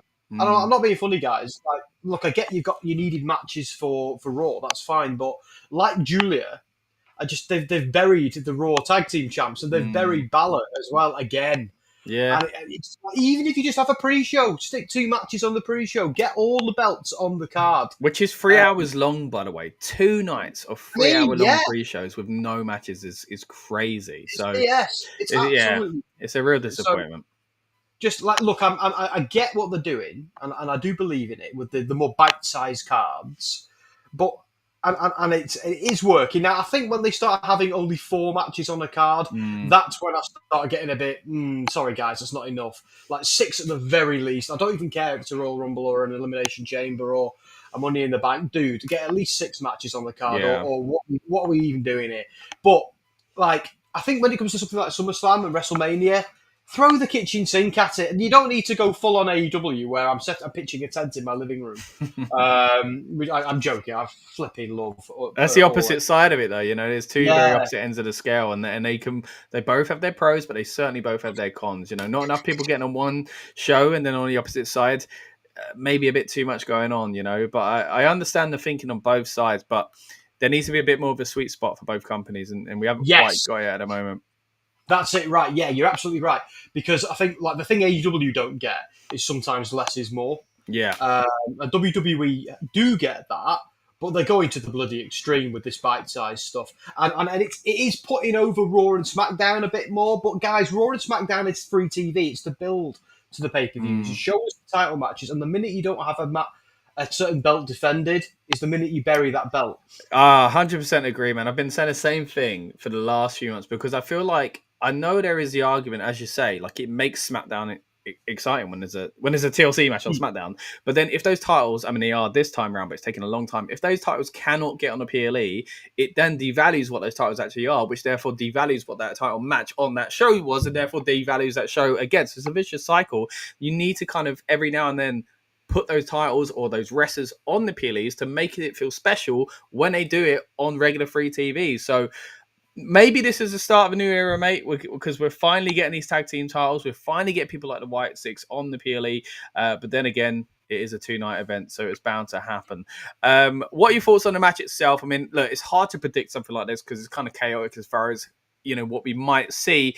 And therefore even difficult to predict who we might see walk out with the titles as well, because the White Six have only just won them, and their titles have been, I don't want to say hot potatoed so much, but they've been bouncing around this division for quite a bit. And the only two teams that haven't had a go yet are two of the ones on the top on the right hand side with Fraxium. And of course, of Andrade and Rey Fenix. I'm kind of leaning towards Andrade and Rey Fenix because it would be shocking if Rey Fenix wins a title before his brother Penta, considering how Penta came into WWE. But I don't think it would be a bad thing. So I'm leaning towards them possibly winning here. It'd be a bit of a shock, but it'd be a big statement when they're winning against some of those bigger teams, or more established teams, I should say. Sludge also says, I really want Fraxium to win this. So going on a similar kind of path as my prediction there, as maybe one of the least kind of predictable ones. But what are your thoughts on this, mate? Because again, there's 6 ways it could go. So every single person in this match is insanely talented and deserves to be where they are. But there's only one team. Like, look, I'm wearing a Give Me a Hug Yeah hat, so I'm rooting for the White Six straight away. Obviously, but they're the only team who I'm not a bit bored by at the moment. Like, I love DIY. I especially love how obnoxiously Johnny Gargano jogs to the ring. That makes me howl every time I see it. I think like they made Street Profits go a bit almost heelish, but now they've kind of come back to their more bouncy, friendly babyface ways, which is okay. It's who they are. Yeah. Fraxium were getting ready to be split up on NXT, and then they moved them to the main. Yeah, didn't they? And then they moved them to the main roster, and everything's cool again. And I think like we've only scratched the surface with Motor City Machine Guns because they're just excellent at everything they do. Andrade and Rey Fenix, again, just feel thrown together. I don't really want to see Rey Fenix in a tag team. I think like WWE seems to understand with Penta and Rey Fenix that, like, yes, they're the Lucha Brothers and you can put them together in a tag team, or fine, you can put Phoenix with Andrade, but they're single stars first. And that's what WWE got when they brought in Penta and then brought in Phoenix. So I don't want to see that tag team, really. I certainly don't want them to win the belts. I want the White Six to win because they're the only ones who are I'm interested in. I want to see Fraxium break up and fight. I want to see Andrade turn heel and turn on Rey Fenix. But I also think as well, there's a lot of cool stories they can tell with Andrade and the guys from AAA who are also involved. And I could be wrong, but I think Psycho Clown is the reason Andrade doesn't wear his mask anymore. I could be wrong. Oh, is that what? Okay. Yeah. I know it came from, obviously, a match in Mexico, but okay. Oh. So, like, let's do something with that on WWE TV. Let's make that something. AEW do it all the time, and it kind of works. They kind of assume the knowledge. And if you give the fans scare, they'll go and find it. Like, you just tell the story. This is the history between these two men, and now we're going to do it here. But also, I've got once again, of course, I've long-winded answered your question. I want the Wyatt Six to win. They've only just got them belts. I'm nowhere near ready for them to lose them. Same with Naomi. I would agree. As far as who I want to win, I think I would go with the Wyatt Six as well. I just it's with Andrade and Ray Phoenix. I just think sometimes you look at WWE and you think, why are you doing this? What are you looking to get out of it? And I do feel like, I mean, they're wearing this, matching gear now and stuff like that. So I'm like, does this mean something? Or he turns and we get something quickly like that, which is perfectly kind of a reasonable kind of thing to assume, because I think that actually makes more sense. Don't get me wrong. But it's just hard knowing, like, do WWE feel like Ray Phoenix is lost in the shuffle? This is just something to give him, so they give him someone else, or is this something else? Is this the story he goes into again as a singles wrestler, as you say? So I'd be interested to see where they go with that one. And again, there are several stories you can tell here with a lot of the guys in this. You mentioned it already. Street Profits already kind of flirted with being heels and awkwardly changed their mind and come back. And the Machine Guns are still very exciting in WWE, and you've got the Wyatt Six doing great stuff as well. So a really, really fun one to kind of predict, a really fun one to watch, I'm sure. And at the moment, rumors going around that this is going to be match number 2. What are your thoughts on that? Because I always feel like these are the fun matches to start shows with. So if this is true and it is the women's triple threat first and the TLC second, do you feel like that could be a mistake, or do you like the sound of that? I don't mind. I think this is the sort of match that could go anywhere. I do think they kind of just have a little look at the card as well. I think they need, obviously, John Cena, Cody Rhodes needs to be last. Solo Sikoa, Jacob Fatu, and Becky and Lyra needs to be kind of high as well. Oh, saying that. Oh, I don't know. Yeah, I think number 2 works because there's a lot of singles matches. Well, there's a few singles matches here, and every single one of them feels quite important. And the Rhea Ripley, Io Sky, Naomi one is as well. So I think this is arguably the least important match on the card. So yeah, I'm game. I mean, the thing is, it is a heavy card as far as stipulations go as well. There's a no DQ match, there's a steel cage match, and a lot of matches where there could be big shenanigans involved as well, which we'll touch on, I'm sure, throughout the stream. But yeah, it's hard picking placement, because last night I looked at that card and the rumored order, and it turned out to be true, and I was pretty happy with it. But when I watched it, execution wise, the middle of the show just felt a little bit more kind of slower paced than it should have been. But let's jump into more of these comments here. Sludge Sport says, I wouldn't mind seeing Julia versus Zelina again. Of course, you referenced earlier on, Julia nowhere to be seen on PLEs with a US gold, which is a bit odd. Sludge also thinks that Andrade and Phoenix are 100% single superstars, so maybe could lead into a breakup here as well. Cass was back in the house. Always good to have you, buddy. Says, good evening, back in the house again, ready for night 2 of SummerSlam. I fell asleep, OMG, but kind of predictable Seth cashing in on CM Punk. Kind of called it that the injury is fake. Yeah, we did touch on that last night, didn't we, on the build-up show? We talked about how it felt inevitable to me, but maybe it was just wishful thinking. Turned out it was true. It was fake, depending on how you look at it. It was a fake injury. But look, it was a great way to end the show. Hopefully, we'll end tonight's show in a spectacular fashion as well. But they got a lot to live up to with that one. Sludge Sports also says that 6-team ladder match at WrestleMania 40 was second as well. Thanks for that, Sludge. I didn't remember that being second. But yeah, I always like them being... openers I think good, but early in the show is probably the best way to go as well, because if you have it in the middle, there's a real chance that whoever comes next, that's when people really feel like they need a break, and it's kind of, match 4 or 5 coming after is a little bit of a risk sometime. Let's move into what is apparently going to be match number 3 on this card, though. As I say, number 2 should be the TLC match, but there is a rumored order going around at the moment that places the women's IC title on next. That, of course, is Becky Lynch defending the women's Intercontinental gold against Lyra Valkyria. Now, this is going to be a no DQ match, and there's one of those stipulations where if Lyra loses, she can't challenge for the belt again, while Becky's got it. I think this is all about Lyra winning. I mean, I've actually enjoyed and understood the way they've booked this, minus the Bailey stuff, which is the really frustrating stuff for me. But I understood that bringing Becky Lynch back to give Lyra the rub made sense, but then turning on her helped Lyra even further. Taking the belt off of her, I think, elevates the belt, and then giving it back to her elevates the belt and Lyra at the same time. So I think that is probably the best way to do business. It just frustrated me that they even flirted with the idea of bringing Bayley back into this, and then took her away just a few weeks later. Now, some people would argue that was done for a reason. Maybe Bayley's going to turn heel tonight. Maybe she's going to cost Lyra.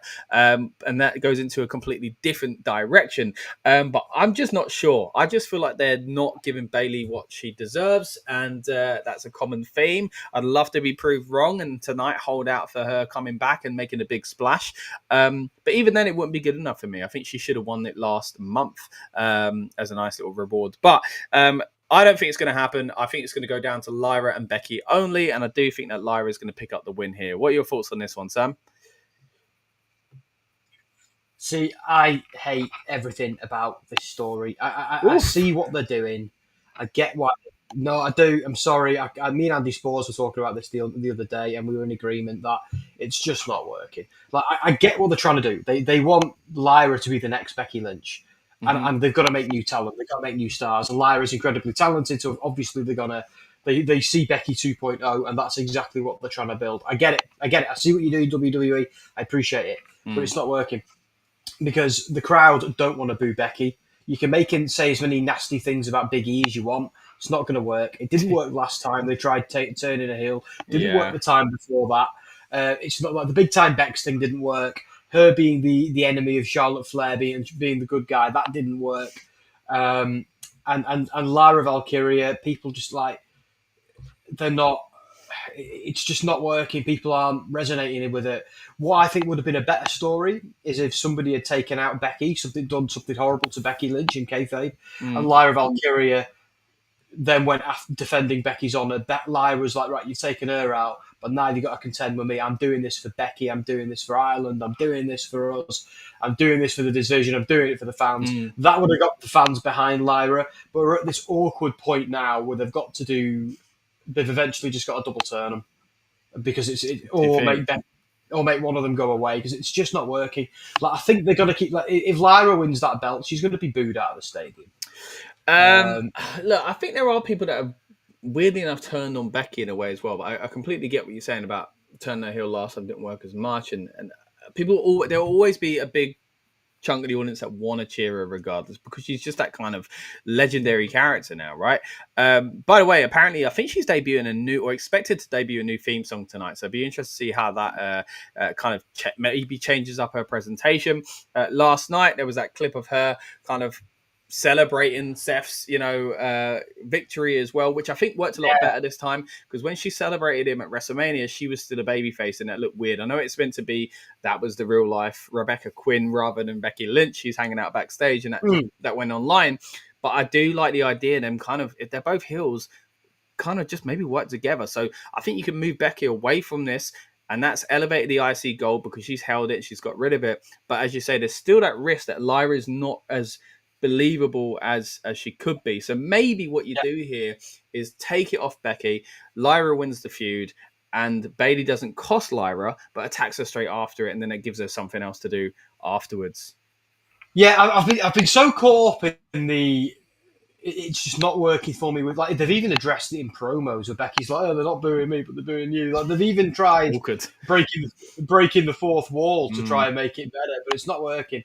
I hadn't even noticed Bayley in this feud, but I am much more interested in the Bayley versus Lyra stuff than I am in the Lyra versus Becky stuff. Yeah, I just don't think anyone wants to boo Becky Lynch. I just don't think it's the right time. Like, Becky Lynch needs to be a generational babyface, but Becky's been a heel in recent years more than she's been a babyface. True. And it feels that way at least.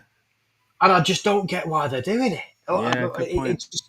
They're doing it all for Lyra. That's why they're doing it. Yeah. They're doing it all for Lyra, and that's fair. But it's the wrong person at the wrong time to do that with. It's just the sooner this story becomes something else for me, the better. Because when it comes to TV time, Raw and SmackDown, I'm getting close to fast forwarding it now. I also I feel like I'm really burying Lyra, and I don't want to, but I'm like, I don't know who's told her to do it, but she's walking out every now and then, and she's doing these faces. She's going like a dog, chewing a bully stick, and I'm like, why? I know she's trying to look angry, yeah, but it's just like once I saw it, I couldn't unsee it, and my wife pointed it out. She goes, "What's she doing? What's the growly face?" So Yeah. that just epitomizes the whole thing. Like this isn't working, and I like all involved, and I want them all to do well. Yeah. But I'm finding it awkward, Scott. I really am. Not sorry. No, to be honest, I do get where you're coming from, especially with Lyra. I don't think she's a bad talent, but I do think there's something not No, quite not at all. clicking with her at the moment. It's not just the fans not connecting with her being the issue. It's something's causing that to happen in the first place. Now, thankfully, it does feel like this probably is the end of this feud, and I'm not saying it's been terrible, but like, it's run its course for sure.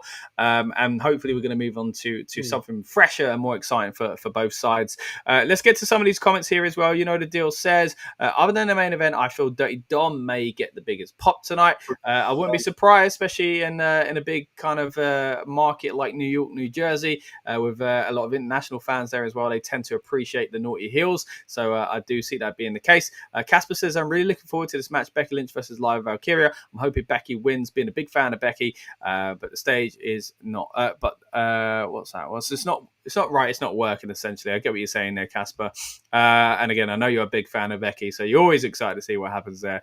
You know the deal says Lyra needs to be lose those wings. She's a mid-carder that WWE is pushing far too hard. I mean, you could argue that it's a mid-card title, right? So she's not in the main event doing this, but I get what you mean. I think when you get caught up with someone like Becky Lynch, and this is the argument really, that it at least elevates the IC gold, it kind of also makes it feel bigger than it is, but that's great for the title, but can kind of give off this impression that Live is maybe being pushed maybe too far. F Sweezy is back in the house. Good to see you, buddy. Hope you're doing well. Keep your comments coming. Let us know what you think is going to happen on night 2 of SummerSlam as well. Also says Cody double turn or Cena raising his hand. Vote now. We're going to get to that match in just a bit. There's so much to break down with that main event, and after last night's twist, well, what are they going to do tonight to top it? Casper says, I don't want Becky Lynch to lose, but the stipulation Lyra can't challenge for the title, but I do like Lyra. Yeah, I think that's another thing that kind of plays into it, that Lyra probably isn't going to go away from that kind of picture, so that wouldn't really make sense if she didn't win the title. So it probably does lean further into that as well. F Sweezy does want the double turn in the Cody Cena match. It's possible, but again, there are so many ways they could go with it.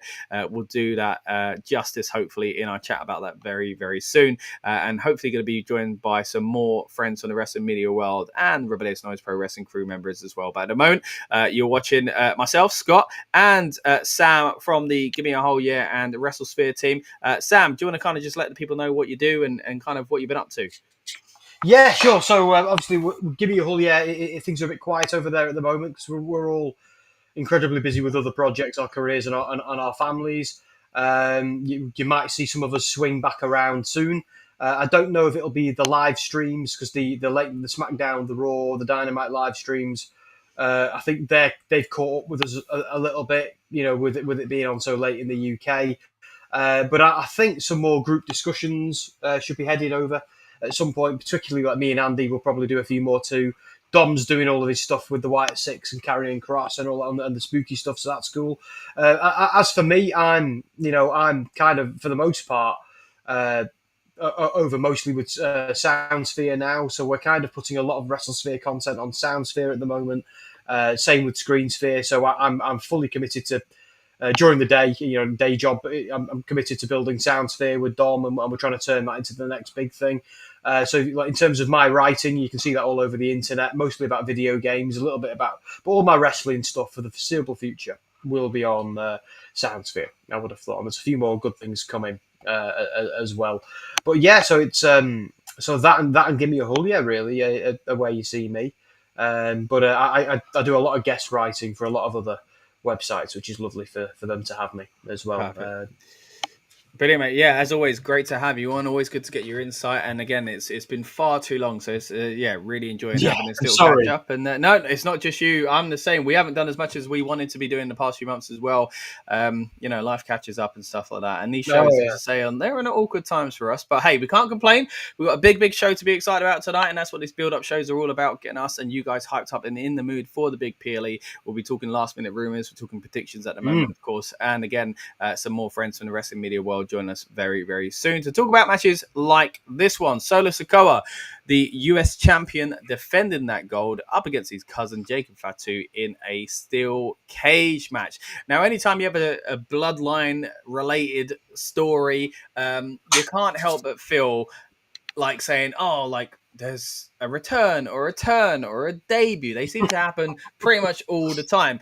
Now, to be fair, that's kind of almost happened too much recently, right? So I don't know if I'm going to predict this to go that way, but weirdly enough, the steel cage stipulation kind of plays into that kind of idea of keeping people out and, how did they get in and throwing in a weapon or whatever it may be. So it could be something we see here tonight.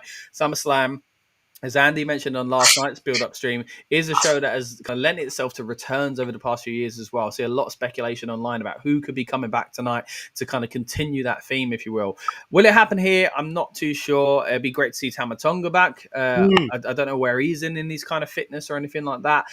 So that is something we could see, particularly if it means Solo holding on to that belt. I don't actually think it's the worst idea to carry on, because I do think since he's kind of reformed this bloodline and called them his MFTs and had the US gold and tweaked his character a bit, I do think he's working a lot better than it was as him as the kind of new tribal chief. So I like the idea of keeping it on him. You've always got Jacob in the background. He doesn't need to have a belt around him at the moment, in my opinion, but I do understand the thinking behind WWE maybe getting a little bit trigger happy and going, let's just give it back to the guy that everyone loves, just to be safe with it. But what are your thoughts on this one, mate? Do you think the stipulation plays into it?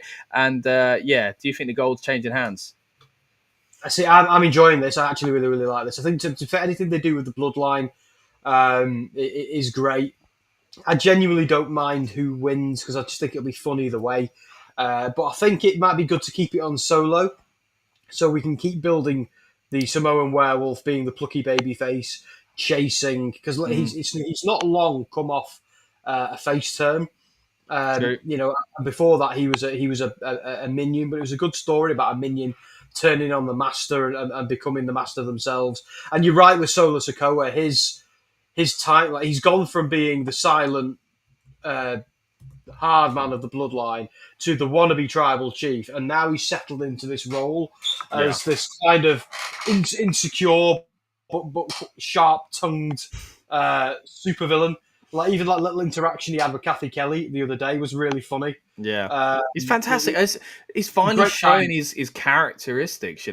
He's a funny guy. I mean, there is a risk.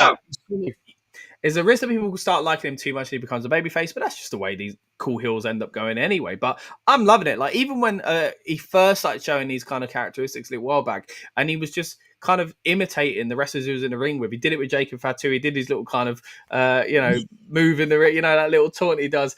I'm loving it, man. And I'm with you. I don't mind who wins this, but I do think it might be a little bit better for the kind of MFTs, if you will, for Solo to keep it. I agree. I think it's, and also there's one thing that plays into that's really important, and it's coming down the road, which is War Games. Now, again, I'm not, the fact that they do War Games at the same time every year is a bit annoying. I think it should be more like Hell in a Cell or sort of TLC now. It's something they roll out when they need it as opposed to an annual event. I really do think War Games should be that. It's not like the Rumble or the Chamber. Because, what a surprise, we just happen to have two 5-man teams that hate each other. I do think this, and it's really funny as well, because I've been trying to fantasy book in my head who's going to be in War Games this year, and I keep just coming down to the bloodline every single time. Like, part of me has given up on the whole, wouldn't it be good if we had old school Judgment Day versus old school bloodline? I think those days are long gone. But I think it's bloodline again versus MFTs. Because if you do the maths, it kind of works. If you got Roman, the Usos, Sami Zayn, and Jacob Fatu on the traditional bloodline this time, and you've so who have we got in the MFTs? We've got Tama Tonga, Tonga Loa, Tala Tonga, Solo himself, and JC Mateo. 5 on 5, baby. Yeah, and you don't need to shoehorn CM Punk into it this time. As much as I enjoyed that, And who was the other one? It was Bronson Reed. Bronson Reed, yeah. So And I'm furious. Oh, sorry, Scott. I'm furious about that. And Solo called it out. He was like, "We went to war. You don't write. You don't call. And now you're with this douchebag." I thought that was really funny because I thought that as well. I was like, "What the hell is he doing with Rollins?" And 5 minutes ago, he was joining the bloodline. So yeah, they don't need to shoehorn in any silliness. But I think the 5-on-5 for the bloodline, I think that's the ultimate bloodline match. The OGs versus the MFTs. But because they might have to start circling around because I don't see any other way they could do it unless they just shoehorn two teams together. Maybe they get a load of faces together to an alliance of baby faces against the MFTs. But I think tonight factors into that, and we might see the start of the rumblings for War Games. That's where I am at least. We are still a few months away, but like you got to get those seeds sown somewhere, right? And there's natural stories to tell with a lot of these guys, but Jimmy Uso's in and around this storyline a little bit still as well. So this could be where Jimmy kind of comes to help. He doesn't have to be helping a surprise return and preventing them from getting involved. He could be simply trying to stop the rest of the MFT. So there's a chance that's where we go with this one tonight as well. Let's get to some more of these comments here. Casper says, I was happy Alexa Bliss and Charlotte Flair beating Roxanne and Raquel. The Clubhouse of Judgment Day will be interesting on Raw. That's true. That is true. And will we see Lev coming back soon? Again, could be in a non-wrestling role, but still part of the storyline and that really interesting thing. Or do we just wait till she's fit? It'll be, again, interesting to see what they do there. But if you want to know my thoughts in depth on night one, we do have our instant reaction review on this very channel. So check that out when you get some time. And we're going to hope to come back after tonight's show is off the air with an instant reaction review, reacting to everything that went down on SummerSlam Sunday. You know the deal, says Jacob Fatu is bigger than the US title. I think he loses, but looks strong. And Fatu will main event Mania within 3 years, in my opinion. That's a big, big claim. But he is certainly going in the right direction at the moment. So we'll see where we go with that one. We've also got Casper saying, I don't know how to predict this match. Jacob Fatu versus Solo. I agree with Sam. Could keep the title on Solo. I'm also loving Solo and Jacob Fatu. I'm loving this story. So I really don't mind who wins this one. So yeah, kind of similar theme really in the comments and on the panel here as far as who wins that one. Let's make it interesting though. Let's bring in Lucas from the Rebellious Noise Pro Wrestling channel. And we're going to see if he actually has a differing opinion on this. Again, just to recap, myself and Sam don't really mind who wins this one, but kind of think that Solo makes more sense because again it gives that new version of his character, the new version of the Bloodline / MFT stable, a little bit of room to breathe and kind of continue to grow as well. So again, with that in mind, let's bring Lucas into the fold and so we'll see what he has to say about the US title match. Lucas, how you doing? Hello guys, you right? Yeah, good to see you, mate. Are you excited about SummerSlam Night 2? Well, yeah, it's literally actually SummerSlam. Last night was SmackDown. we'll get to that. We'll get to that. But let's talk about one of the big ones, Lucas. Solo versus Jacob Fatu for the US Gold in a steel cage. Do you think the stipulation plays into this one?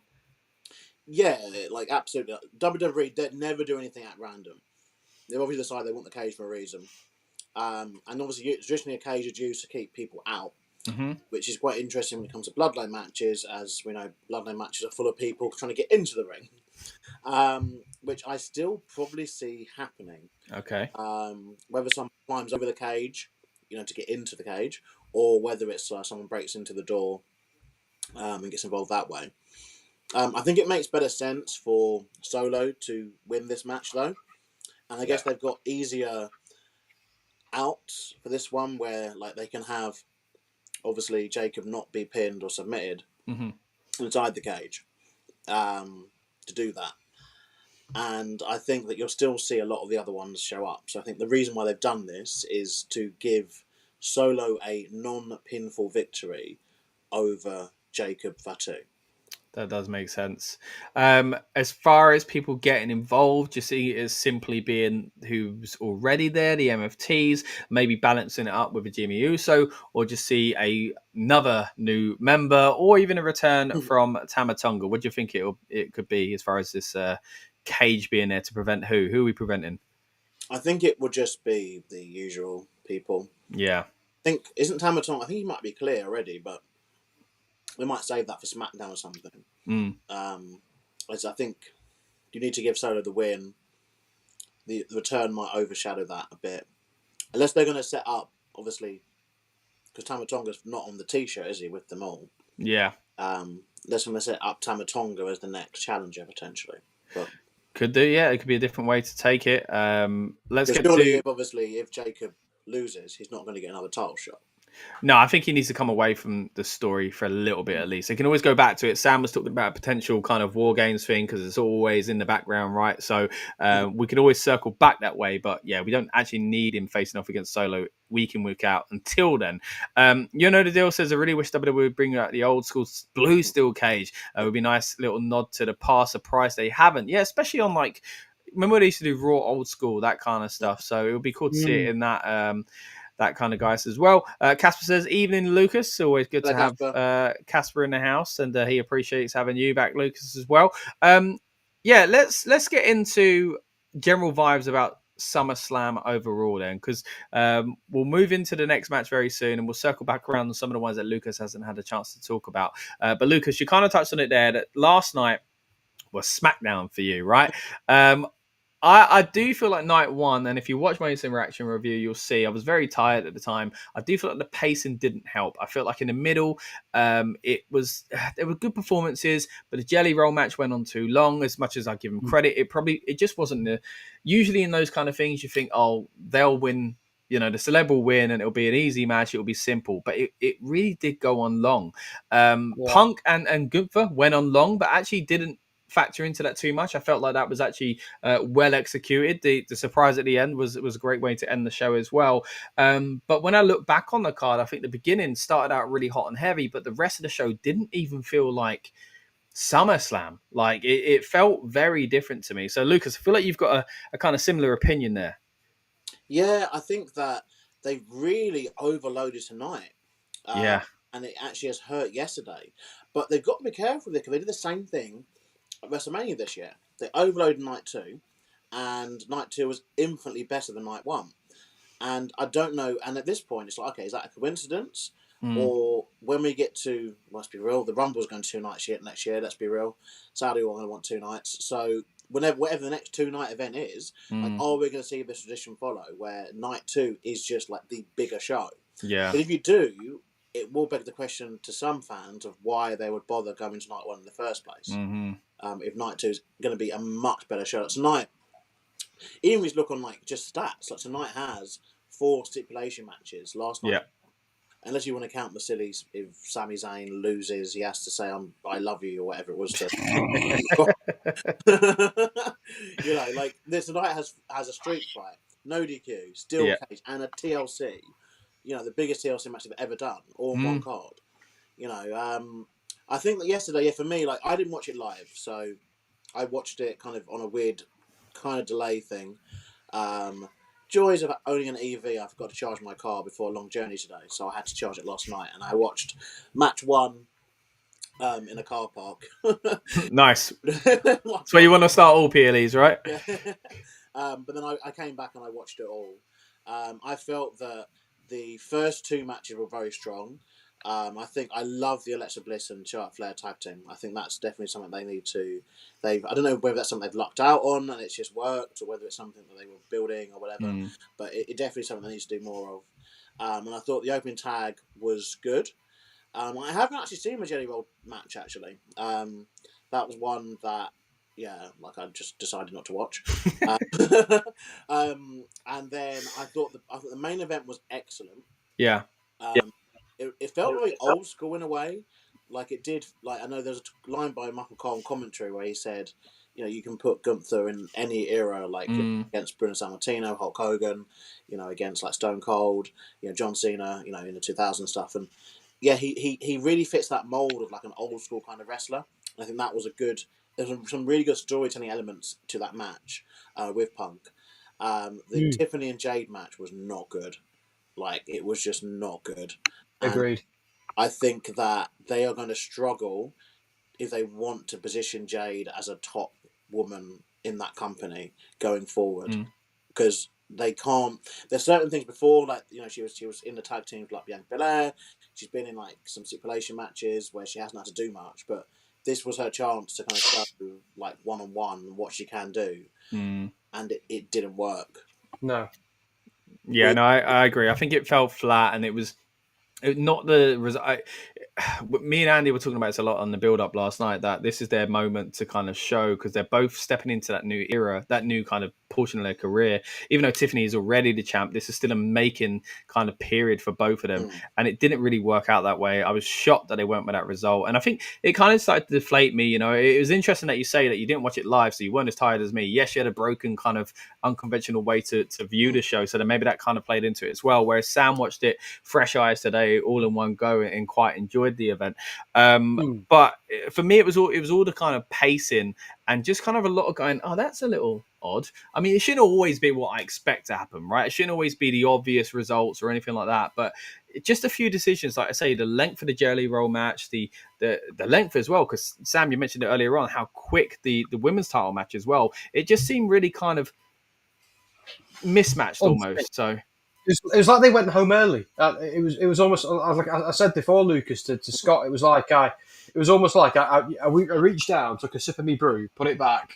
Then I had a sneeze coming on. I did my sneeze. I quickly grabbed the tissue, blew my nose. Got rid of that. The dog ran over, gave me a scratch on the head. So I finally looked back up. I looked back up after all these little distractions, and the match is over. And I'm like, what the hell, man? It felt like that, and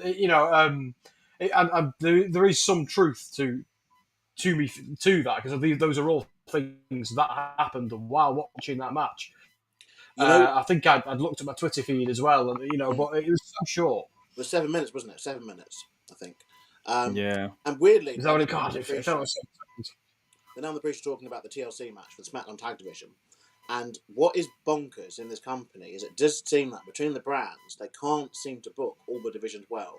Like, case in point, in my opinion, the SmackDown Tag Division is booked really well. Like, the tag teams are, like, getting spots, they're getting time, and they're now on a PLE.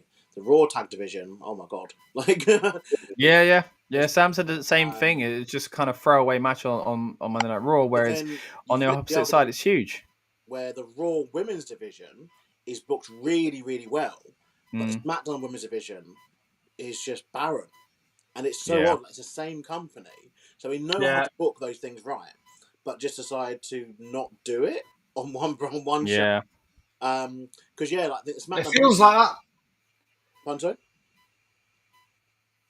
So sorry, I was saying, I was agreeing. It certainly feels like that. Yeah. Sorry, yeah. It just feels really odd, because I feel tonight one of the stand-up matches will be the women's championship match between Io Sky, Rhea Ripley, and Naomi.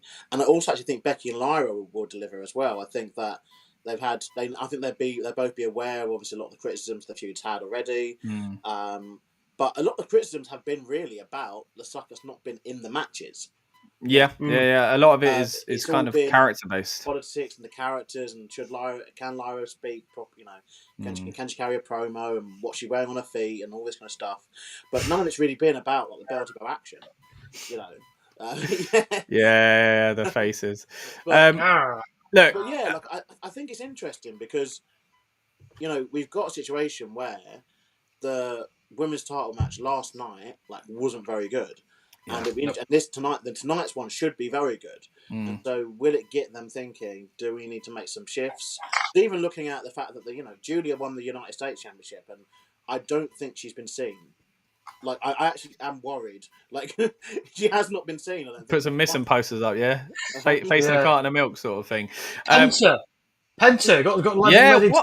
What's happening to the woods? Crazy. Apparently, someone came past him and gave him some sweets. He jumped into the back of a van and he was never seen again. Sounds like it. Don't talk to strangers, kids. I mean, look. He's got zero fear. He got in the van. Anyway. It's caught up with him. Look, I have to agree. I mean, LA Knight's another big one as well. A big star in the company that sometimes you think, oh, surely they're going to do something with him. He's not even on a 2-night SummerSlam. So, look, not everyone can be on the show. I mean, they've squeezed 12 into a TLC match. Don't get me wrong. But surely there was a space for LA Knight and Penta. But let's get to some of these comments here. Again, referring to the kind of 2-night issues that we might face as well. Casper says he really enjoyed night one of SummerSlam. Thought it was a decent show and Tiffany winning was great. just his opinion. Also said, yeah, just overall really enjoyed SummerSlam night one. You know the deal. So surprised, but no real surprises last night. Feels like Triple H is going to go all in tonight. Look, the ending really made up for it for me. The ending was huge, right? But it feels like tonight's ending might not be able to live up to that. We're going to get to that very soon, guys. But I just think tonight's card being so stacked is the card that just kind of needs to deliver to pick it up. I mean, you mentioned it earlier on, Lucas. WrestleMania, of course, has been 2 nights for a few years now as well. But it's not always the same. Like sometimes night one is way better than night two. And you know, night two is kind of scrambling to keep up. I hope that's not the case with SummerSlam here, because if that's the case where night two doesn't get to the levels of last night, then I think SummerSlam's in a little bit of trouble. Night two's got some heavy lifting as far as I see it. But you're right. I think booking it this way, if this is a kind of planned thing to make night two feel bigger than night one, it's a big mistake. Sam, what are your thoughts on the night two situation as we go into the second night of the first ever night two SummerSlam? I was about to say, I'm about to love you and leave you both. I am sorry, because I've kind of had my marching orders. But anyway, no, that's something we need to do. No worries. It's all good. But yeah, I love that it's 2 nights now. I kind of like it. I'm game for it. I kind of wish AW would do the same thing. I think I really hope that it's true about the Royal Rumble, and then I hope they do it for Survivor Series. I hope they do it for Money in the Bank. I'd love it. I think they're going to do it very slowly, but I do think they open the floodgates if they do it to the Rumble. I think if they do it to the Rumble, people are going to. And Triple H has got to be careful because the man has a heart condition. So I am worried for his health if they do more 2-night PLEs. And he's even said that himself. He's like, when the journalist said to him, "Are you going to do any more 2-night PLEs?" And he goes, "I should come over there and slap you for saying that. Do you know what goes into doing this?" So I am game for it, but I do worry about Uncle Paul. Yeah. And I do sometimes think, do they go into there? But if they're doing the bite-sized cards, that will make me happy, because then we'd get more. And I kind of get my wish, and they. But it also starts begging the question: if they're going to do that, do they do the brand split? The brand that splits. There we again. go. There it is. Right, and on that, lads, I'm going to love you and leave you. Thank you for having me on. I'm looking forward to watching this back and see who else pops up as well. Is it any of my fraternity? Well, just a little spoiler there, but yeah, Dom should be showing up. So he says the elusive Dom should be with us as well, and I'm sure he'll be excited to talk about the Wyatt Six when we do get there as well. Andy should be popping soon as well. So Sam, it's been a pleasure, mate. Thanks so much for joining us again, and hopefully we'll do this very very once more. Take care, mate. All right, guys, take care now. Bye. Take care. All right, so that was Sam again from the Give Me a Whole Year podcast, and also WrestleSphere and SoundSphere, as you heard him talking about earlier on. So do go and support Sam. We really appreciate when we get our friends from the wrestling media world joining us on these build-up shows. The whole idea is to get you guys and get us hyped up in the mood for the big PLE. We did it last night for SummerSlam Saturday, but we're doing it tonight as well, of course, for SummerSlam Sunday. It's a 2-night event this year for the first time, and as we mentioned just a moment ago, it looks like it might be what we have going forward. But I'm all here for it as long as tonight delivers, and I think it will, because as we mentioned earlier on, this is a stacked card. Let's get to some of these comments here as well. You know the deal says, everyone is saying The Rock tonight. Oddly, I feel like Brock is making a return. I mentioned it earlier on. We had another Brock comment. His name is just synonymous with SummerSlam, it seems. I just don't feel like they're going to do it anytime soon, because there are just too many tricky situations around the Brock Lesnar situation. But who knows? We've seen stranger things in the WWE. Johnny Black's in the house says, "Hi, everyone. Night one was a bit boring, but I love Seth's cash-in. Wait to see Cody heel turn tonight." Look, we're going to get to that match very soon, because there are so many ways they can go in the main event. But man, do they have a big closing segment to live up to after Seth's cash-in last night, as you say, Johnny. Thanks for joining us, and thanks for your great comment as well. Casper as well says, "I'm hoping Dominic Mysterio beats AJ Styles, but I think AJ is going to win the title, unfortunately, and that's no disrespect to AJ Styles, but I would love Dominic to keep the title." Look, I think Dominic is super over, but a lot of people are going to be in the same boat where they expect it to be AJ because he's winding down the career. It's a big moment, but it would be a bit of a shame for Dominic Mysterio. Young Edward agrees, says Dominic Mysterio deserves to keep the title. We're going to get to predicting that match very, very soon. And you know the deal is Team Cena as well. Keep your comments coming, guys. Love these interactions we're having with you. We really do appreciate it. And even if you're just lurking in the background, thank you so much for tuning in. Once again, this is the Rebellious Noise Pro Wrestling channel. We were joined earlier earlier on by Sam Smith, and hopefully you'll be joined by more friends from the wrestling media world very soon. But at the moment, you've got two members of the Rebellious Noise Pro Wrestling crew in myself, Scott, and Lucas, and it is our job now, as I say, to get you hyped up and in the mood for the PLE. We're about an hour away from it kicking off. We're going to take you as close to it as we physically can. And what we want to know as well, guys, are what your snacks tonight. We had some good snack reports last night. We want to know what your meal is going to be for watching the PLE this evening, or what you're eating at the moment to get yourself in the mood as well. Speaking of which, we're going to keep an eye on all the latest rumors on social media. If you find any yourselves, plop them in the comments, and we'll get a hold of those and discuss them as well.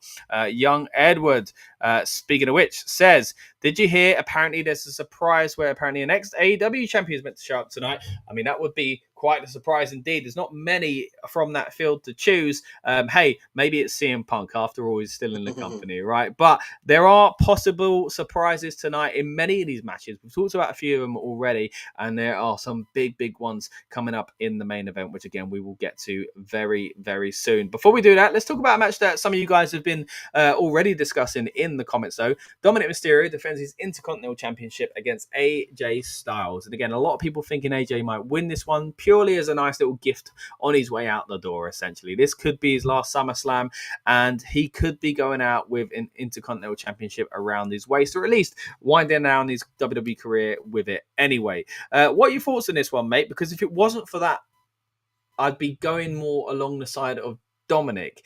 Now that we've seen the Judgment Day lose some gold last night, the story is there to be told where they lose all of it, right? And Liv comes back to this mess, you know, like the meme where, what is it? Is it from what is it from that TV show? I can't remember. Where they run in and everybody's like, what? Chaos basically everywhere. That could be the case for Liv Morgan coming back. So what are your thoughts on this one, mate? Are we taking the gold off of Dominic to put on AJ, or is Dom getting a longer run than we expected? See, because of what they did last night with the cash-in, and in my opinion, ruining like quite a big moment, quite a big feel-good moment. I think this is like another big feel-good moment that it kind of is dictated really by the circumstances of, wouldn't it just be nice, like, if this is going to be AJ Styles' final SummerSlam, like he won a title on it, you know? And we've seen them do, you know, sadly, you know, Kurt Angle, when he came back and wrapped up his career in the WWE, it wasn't obviously how we kind of all would expect it to go. Do you know what I mean? Yeah. They missed a lot of opportunities to do stuff with him, and obviously his body as well. But I think that AJ's still able to go. He's still able to deliver. And I think, again, like, it doesn't need to be, I've said this so many times on podcasts this year, like, you know, on our streams, but it doesn't need to be like a 6-month title reign. Like, have him lose it in Clash. Like, literally have him win it now. Yeah. And then lose it at Clash. Like, simple. So, you know, have him defend it, you know, a couple of times in Raw, you know, open challenges, because the guy can still go, do you know what I mean? And then have him drop it back to Dom if you want that to happen next month, or later on in the month, sorry, at Clash. But I think the correct thing, the nice feel-good moment, which, you know, I just feel we were robbed of last night. I think that's the thing. I don't know, you know, one would assume that it's going to Mania or to whenever there's a show in Punk's hometown, potentially. But nothing's guaranteed, like, in this, do you know what I mean? Like, look, before, you know, Punk returned, got injured, and then things changed with that. And these people aren't spring chickens anymore. And I just think, you know, sometimes just give them the moment. I think the moment, and we've seen them already kind of not give Sheamus, you know, somehow Sheamus did not win the IC title. Crazy, yeah. And it looks like he may not do. True. You know, true. You know, and similar with Chad Gable, where we said he should. You know, I think a lot of people felt he should have beat Gunther at WrestleMania. It didn't happen. Yeah. Still didn't happen. You know, it still hasn't happened for him. You know, since, you know that. So I think that I want AJ Styles to win. And I think he should. I get that people might think Dom's been done like dirty a little bit because, you know, this title run really peaked the moment he won it. I mean, deadly honest. And yeah. But, to be fair, he had the defense against at the very start still. Octagon. But, yeah. Very, very. I forgot what shape. I think he defended against the Penta as well, didn't he? I believe. Yeah. I think maybe he had one or two defenses like very early on. And then they went with this kind of injury story because, well, they were featuring the Judgment Day in every other segment of Raw, so they couldn't then also feature. One person had to sit out, basically. They decided it was Dom for about 3 or 4 weeks. But yeah, I think they should go with AJ, and that's what I think will happen. But you can't put it past the Judgment Day to kind of find a way for it still. Yeah, and to make a point, again, there's a possible scenario where they go down the route of them losing all the gold and Liv's annoyed with them, but there's also a scenario where Dom's the only one holding up his end of the deal. And, I know that the men's tag team titles were kept by the other two, but it's still a possibility that they go in that route instead. Look, we're talking about Dirty Dom possibly being done dirty, but what we're going to do now is bring in our own Dom to the channel and welcome in Mr. Dom Smith of WrestleSphere, SoundSphere, ScreenSphere, Give Me a Whole Year fame, and just all round good dude. How you doing, man? Yeah, I'm good, man. I'm good. This is a nice system. It's very clean backstage. Yeah, it's all right. Yeah, it's good, man. It's good. Yeah, it's good to be here, right here, Rebellious Noise Pro Wrestling. It is a pleasure to see you guys again. I'm buzzing after night one. That was probably the best wrestling PLE I've seen in recent memory. So wow. We are getting mixed views here, Dom. We are getting mixed. I'm happy for you, but me and Lucas weren't feeling the same way. But Sam was on just a moment ago. Of course, your friend from all those amazing spaces we mentioned just a moment ago. But he saw it today with fresh eyes. I saw it last night, to be fair, absolutely knackered. Lucas watched the first match in a car park, so that's not always going to go down well. Let's be honest. But generally speaking, I felt like it was a night that really did drag in places. There were good performances, but I think night 2 is where it's at, man. It's got to deliver for me. But I'm glad you're going into night 2 feeling good. Yeah, I mean, how did you watch? So okay. So we got car park, not the best location, but I watched it the next day. So I do that now. I'm not as hardcore. I don't do like 3 a.m. live stream. Yeah, maybe that's where it's at, man. Yeah, maybe that's where it's at. Yeah, it's different for me now because I'm like, I'll wake up in the morning, fresh faced, and be like, yeah, let's watch this. So I think that's probably got a lot to do with it. Yeah. I enjoyed a lot of it because you can kind of pick your own pace when you're watching it back. But I'm gonna watch the first hour. I did actually watch the first hour last night. To be fair, I'm gonna watch the first hour again, and then I'm gonna get some sleep because I've got glamorous car MOT and work tomorrow. But lovely, mate. Yeah. But I'm very excited about it. Obviously, this John Cena face turn's got people talking. I think Cody's turning heel. I really do. I think that's what's happening tonight. That's going to be the big talking point coming out of it. I was very impressed with Seth cash-in. I mean, that was a huge moment. I mean, that's what it is, isn't it? WWE are making moments. They're not necessarily all about keeping us interested for 3 solid hours, but they are about making viral moments. And that is what they did numerous times last night. Say what you want about Logan Paul, but that splash on Jelly Roll was a viral moment. Yeah. Say what you want about CM Punk. CM Punk winning the title was a viral moment. And then Seth cashing in was probably the strongest viral moment that will come out of the, I would argue, unless Cody turns heel. But even then, possibly the biggest one of the weekend. This is the thing, mate. They've got a lot to live up to with regards to how last night closed, because it was a big, shocking story. As you said, it became a viral moment. I do think the possible scenarios that could go down in this main event, and I know we're teasing it, but guys, we'll dive into that, predicting that in a little bit. I do think that could kind of live up to that, but that's not where I'm expecting the show to do it, because I don't expect that to happen that much, if I'm honest, because I do feel like the rest of the card is so stacked that that's where I want them to kind of make night 2 memorable. So I'm hoping that is the case. And then if we get the bonus of something crazy in the main event, then how good would that be as well? Let's get to some of these comments before we do predict that very exciting match that we've been talking about there in just a moment. Young Edward says, my head's stuck on MJF or praying it's Max.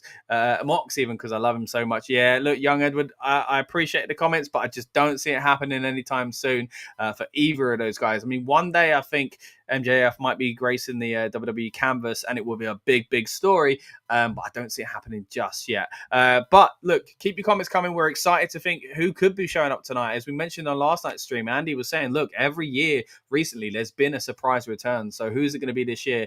If we get any, who would it be? Casper says, I'm really looking forward to the 2 women's title matches tonight. I think both matches will deliver, as Lucas said earlier on. Johnny Black also says, I think it's too soon in the rivalry for AJ to win. And to be honest, I think AJ wants to push Dom even more. So for me, Dom wins. I think that's a good call, actually, because although we're saying AJ's final SummerSlam potentially could come with a big moment, as Lucas mentioned earlier on, we've got Clash coming up very soon. And what happened last year? That beautiful, phenomenal chant that AJ couldn't really kind of fully embrace because he was a heel and they didn't really expect it. They didn't understand what it was all about. Now we're going into another French PLE, knowing what it's all about. Does he become the phenomenal Intercontinental Champion in Paris? Aiden's back in the house, arrives back home from work and tunes straight into the Rebellious Noise Pro Wrestling channel. We appreciate you, buddy. Thank you so much for joining us again. Damn it, Seth. Look, if you want to see my thoughts in depth on the Seth cash-in and the rest of night 1, then of course that is on our channel with the instant reaction review. We're going to try and hit you with a night 2 review later on as well. So stay tuned and subscribe if you haven't already. Young Edward says, I feel like if there's a surprise from AEW, say it's either Mox, Paige, or MJF. We talked about Paige coming back at Evolution. Didn't quite happen. Who knows? Will she show up tonight? That's a possibility. It's a star that I think WWE would welcome back, but maybe not put in as big of a prominent position as she once was there. Aiden's going to be watching the first 2 hours live of SummerSlam and then catching up, I assume, tomorrow. Aiden. Hello, Scott, Dom, and Lucas, says Aiden. Good to see you in the house, mate. Thanks for tuning in. Casper, of course, long-time viewer and great commenter as well, still with us as well, says, I know Seth Rollins' cash-in was a ruse, but did feel a bit sorry for CM Punk, as I was surprised. Hope CM Punk gets his flowers soon and not when Seth's around. Yeah, it was a great moment for Punk, even if he didn't get to hold on to it. I think we got 2 great moments, but we'll touch on that in a bit more detail at another point, I'm sure. I don't think Cody's turning heel tonight, but The Rock could be returning, says Casper. Look, we've teased it enough. Let's move in to talking about the main event. We're going to get to some of these other matches later on because I haven't had the opportunity to ask Lucas and Dom what he thinks or what they think of any of the others just yet, or all of the others just yet in Lucas's case, because in Dom's case, I should say, because Lucas told us a little bit about the Jacob and Solo match. I'm getting a bit frazzled here, guys. So many matches, too many nights. But let's talk about a big one. We got John Cena defending the gold against Cody Rhodes. Now, of course, a lot of you have been alluding to it in the comments already. John Cena basically kind of sort of pretty much turned face on SmackDown, which I'm just going to put all my cards on the table, boys, and tell you it's a lie. He's pretending. Why would you do it in a moment like that rather than the moment that actually is the exploding viral moment of, oh my gosh, he's back? So I don't think he's turning face. He's turned face. I think he's going to double down being a heel. I think The Rock may be coming back to play into that. But then you get the Cody thing, which I think I feel less confident Cody turning heel if Cena's still a heel, but then you've got the possible scenario of a double turn, right? And some people would argue, all right, well, maybe that wasn't Cena's massive kind of thing, because it is in the back of our heads of maybe he still is a heel and it's all a trick. But then how do you double down on it? Well, maybe you see something unjust on the night and he kind of really comes back to the real John Cena. Dom, I see you nodding away there, mate. So I assume you've got a lot to say about this one. Where do you see this going? Right, okay. So, I can see what you're all saying, but Cena has to have his... What are we on now? What month are we on? So we're in August, so 3 months left, right? Okay, so you're gonna do a Cena. You're gonna say Cena is a heel for the remainder of that. No, he will turn face eventually.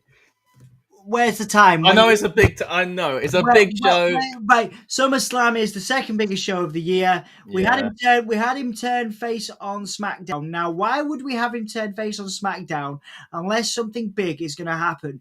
Right, as much as you're saying, right, and I'm hoping for an absolute banger of a TLC match. The Wyatt Six first PLE match. I'm excited about that, of course. There's going to be so many bangers on that card. I'm really excited. I'm surprisingly excited for Jacob and Solo as well. But the moment that's coming out of this is going to happen in that main event. I think The Rock is back as well. And I think he's back to push to bring Cody. I think this is a I think this is a massive deal, and I think Cody's turning heel, and we're getting we're getting Cena in his final few months as the face, because what you can't do it in November because it only gives us a month to experience John Cena as a face in full glory again. You can't really do it in. Well, I mean, I suppose you could leave it for another month. But when are you going to do it then? This is SummerSlam. This is the second biggest. This would be the time if they were going to do it at all. Yeah. This would be the time they were going to do it, right? Like second biggest PLE of the year. And Cody, with everything that happened on WWE Unreal, Cody looks like the Golden Boy. Cody is the Golden Boy. They've positioned him as the Golden Boy for years now. And he was that way in AEW, and everybody turned on him. So I think they're leaning into Cody turning heel. He's going to turn heel tonight. The Rock's going to be involved, and that's my take on it. And we're getting 3 months of John Cena, not with the title. John Cena's losing the title, of course, and John Cena's going to have some bangers, for the remaining few months. I mean, that's what I think is happening. Yeah. I know it's a bold prediction because both of you could absolutely be right with your takes. So yeah, that's what I'm saying. Look, I think there's still a great possibility of it, and I do think The Rock is likely to show up. Weirdly enough, after going into WrestleMania season expecting it and not getting it, I think you mentioned it, Unreal. I haven't watched it yet, but everybody's talking about, and it does lean into this story a little bit there. I mean, Cena himself said, we did this for Shock TV and it's not who I am, and all that kind of stuff. So are we getting a heel turn, Lucas? Do you think that Cody Rhodes is the answer here? Because what puts me off usually with Cody is that's where the money is. So if Cena's a heel, then Cody needs, but the double turn kind of accounts for that. But then we still only have Cena around for 3 more months to sell t-shirts, so that's what kind of puts me off. But as Dom says, he's not going out as a heel, in my opinion. And what better place than SummerSlam and Core? Don't we all just love a double turn? Is that what we're seeing, Lucas? I think we're getting nothing. Oh no! I think we're just getting them both as face. I think we're getting face. One of them wins. And one shows respect. Most likely Cena, and they show the respect at the end, and that's it. I don't think we're getting. Wow. I hate to say it, but I don't think we're getting anything. I think they've done the turn. I think the face turn's been done. My bold prediction is because Peacemaker is coming out in like a week, and you can't do the press tour like a lot of the contracts like DC and Marvel. You can't do a press tour like if you're playing a villainous character elsewhere. So I think it's literally something to do with that. Yeah, very, very, very good. Yeah, very good. Like I said, that's an example of why we're not getting a Cena. Cena's not being a heel tonight. He's not coming out of it. Exactly, yeah. Because Peacemaker's coming out in like a week. He's doing more Make-A-Wish stuff than ever before. They can't have that guy be a villain. So I think they've just done it because there's nothing else to do. It wasn't working anyway because like people weren't buying it. Yeah. He was still just basically. The thing is, it helped him sell a lot of merch though, which is an interesting one. Which is why maybe the Cody Rhodes thing is a possibility, but I don't think it's needed. Just to have Cena win, and then potentially as well. I think everyone's backed into this thing of like Cody has to be the one to beat Cena, but what if he's not? Yeah. So that's why they're doing it now, because it's like that's why the Randy Orton match, they did that first. They got it out the way. So it's done now. And now they do this rematch, Cena wins, then in this case it's Cody's out of the way. And what if it is, you're going to lose it to AJ Styles or like insert another name. But you've got like 4 months to build people up for this, And I don't know. I think The Rock didn't show up for WrestleMania. I know. I know. I don't want to be coming out. It's really weird. Like, I think there's that expectation. I think everyone's going up at the return, but technically, Seth Rollins returned at SummerSlam, so we've had a return already. Yeah. That's what they could. And I do think look, these scenarios are, other than the one where they both just end up being nice to each other and shaking hands at the end of it, are all ways to kind of live up to what we saw at the end of last night, right? So it's possible, but this is why I do think the show will be lifted by every other match. I think this will be entertaining, but I am, in my heart of hearts, I think leaning towards Lucas's prediction there of maybe even it could just be a passing the torch moment from John Cena. Do you remember when Hogan basically turned face against The Rock at WrestleMania 18, right? And then he come out and the NWO gave up on him, right? Maybe it could lead to something like that where The Rock and Cena have a little bit of back and forth. Maybe not necessarily for a match with The Rock, but going back to The Rock, though, what are we expecting him to do though? Because he's not going to wrestle. Well, some people would expect if The Rock came back, he would basically be in the role that we expected him to be in with John Cena. But with Cody Rhodes as his right-hand man. What, so The Rock is going to be on TV every week? Not every week, but maybe more than he has been. No, but realistically, a comment section maybe answer this as well. But if you do think The Rock is coming back tonight, what role is he doing on the show? Like, The Rock is not going to be a side piece for Cody Rhodes. Like, I'm sorry, it's just he wasn't going to be a side piece for John Cena. I don't think he'd do it for Cody Rhodes. Like, I don't see what universe we live in where we expect The Rock to literally come out at the side of Cody Rhodes, and Cody Rhodes does promos while Rock stands there and is not the centre of attention. Like, it doesn't make any sense. Like, unless The Rock is coming back for a match with Cody or Cena, like that's the only other thing that maybe hasn't been explored. Imagine if it's not as chaotic as it seems, right? And they have actually planned a lot of these things, and Cody finally is basically selling his soul to Rock as kind of, put out there all those months ago. So, I mean, look, don't get me wrong. I think it could be wishful thinking on my part, right? And just kind of hoping everything ties up and The Rock does kind of commit. But that's what's making this one a really fun one to predict. Let's get to some of the comments and see what people have to say about it as well. Young Edward says, just touching on last night's one, Seth Rollins' injury was well worked and was such a good surprise for everyone. Casper welcoming Dom into the stream as well. Evening, Dom, says Casper. Aiden says, Dom, I think we're talking about the other Dom this time as far as his predictions go. Dirty Dom, Lyra, Mammy, Jacob, White 6, and Cena. Again, we'll touch on our predictions throughout the stream as well, but thanks for those, Aiden. Johnny Black says, for me, the steel cage match was the best match in the card, but Triple H is cooking a huge moment for tonight. I believe Cody has had enough and will become Homelander. I think Cody will turn eventually because, as Dom said, there is a risk of it becoming stale. It arguably already has for some people. It happened in AEW. So I do think that is brewing, but I just don't know if we're ready to kind of serve up the tea just yet, if you will. I agree with Dom, says Johnny Black. We need hustle, loyalty, and respect John Cena just for one last time, fighting against The Rock's type of authority. So that is a possibility there. Young Edward also says, I love the whole AJ stalking Dom. It's such a funny storyline. Listen to Dom stuff. He's got good points regarding he could turn heel. Cody Rhodes, that is. Casper, really loving your points there, Dom. And of course, representing roller coaster running is our friend Andy Spores, who says, look at these awesome guys. These three awesome guys. Oh, you're too kind, Andy. You're too kind. Tony's in the house. There's no chance on Cody turning heel. Only real babyface at the moment. I mean, he's a big star for WWE in that babyface role. I think not to the same level, but of course, similarly, you've got a big merch shifter in Jey Uso as well. So at least they've got that if they did turn him. But then you'd be relying on Jey Uso and John Cena. Then you haven't got Cena around for too much longer. Johnny Black says, I see it now. Rock gives Cody the Mama Rhodes belt to hit Cena in the back. And Cody accepts, and the rest is history. I can see it. I can see it. Roller coaster running again. Andy, I love that. I love the idea. I really I think it's a very good idea. It plays into it, doesn't it? And they've, even at the beginning of the year, everyone was confused. Why is he suddenly cool with Cody again? Maybe that's why.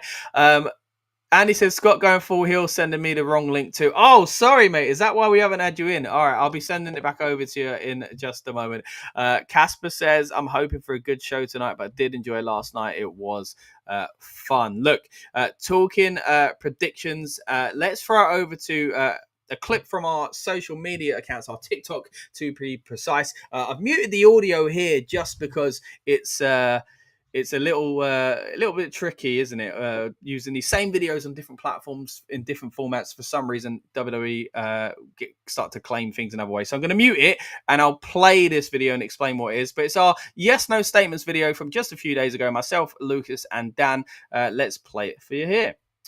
Hold on. I've pressed the wrong button. There we go. And I'll read out it so you can hear what the questions are. But will Seth, of course, some of these are done already. Will Seth cash in his Money in the Bank briefcase? I don't mean to brag, boys, but I was the only one who said he would, and I got that correct. Then we said, will The Rock return for the night 2 main event? Me and Lucas not so sure. Dan was saying no. And also, Cody Rhodes turning heel. We were all saying no last week. The team of Alexa Bliss and Charlotte will explode. I wasn't sure. The other two said no, and it turns out it wasn't the case. Bianca will cost Jade Cargill. Of course, this one's in the books. And what do you know? Once again, I said it would happen, and once again, it didn't. All three of us this time getting it wrong. And Liv Morgan to return in a non-wrestling role. I said yes. Dan said yes. Lucas weren't having it. And it didn't actually happen. But that was, again, from our social media, our TikTok, as I say, to be precise. And if you want to find more content like that, follow us at RN Pro Wrestling. Right, let's throw it over to some of these other matches. And I'm sure there'll be more conversation throughout the stream for the main event. But let's throw it over to some of the others because there are some great matches on this card. And one I definitely want to get Dom's opinion on, of course, is relating to the Wyatt Six. Dom is a big fan of the Wyatt Six and everything spooky related in wrestling. But talking of spooky, before we get onto that, let's bring in someone who's been lurking in the background like a spooky monster himself. I was a bad man because I didn't send him the correct link, but we're going to be bringing in Mr. Andy Spores in just a moment if I can get this set up as well. So, guys, keep your comments coming. Let us know what you think is going to happen on night 2 of SummerSlam. How do you feel about a night 2 situation as well? Did night 1 pay off, or is night 2 where it's all out for you? Because, again, it's a big card, and yeah, it's been a lot of fun predicting it. We've got about 30 odd minutes to go before the show actually kicks off. So with that in mind, let's bring in Mr. Andrew Spores. Sorry, mate, I didn't send over the right link, but I'm glad you finally made it. And just in time for Dom to get excited, not only about your return to the channel, but the Wyatt Six being on a PLE. You've done me dirty there, by the way, because you said speaking of spooky, and then it laid me up like that. That's outrageous. That's outrageous. I get the chills when I see you every now and then. Egregious. How you doing, mate? You good? I'm good. How are you guys? Yeah, all good. As I say, we're going to talk TLC now. So it's a good time to do it. 4 people on the screen, 12 people in the match. We're all doing a numbers game here. But Dom, what are your thoughts on the Wyatt Six finally being on a PLE? Yeah, well, just so I could I got really excited and I was chanting to Sporsy, and then I realised I was muted, but it probably saved all of your audio, so it's fine, and all of your ears. So Sporsy, and also what I also said was I get chills in my somewhere when I see Andrew Spores. Hey, yeah. So there you go. My material still works, but yeah. Where are we at? Wyatt Six, first PLE. Come on, you can't. Crazy. You can't have them lose on the first PLE, whether you want to or not. If you want to bury them, you can, and if they do, I will be mortified.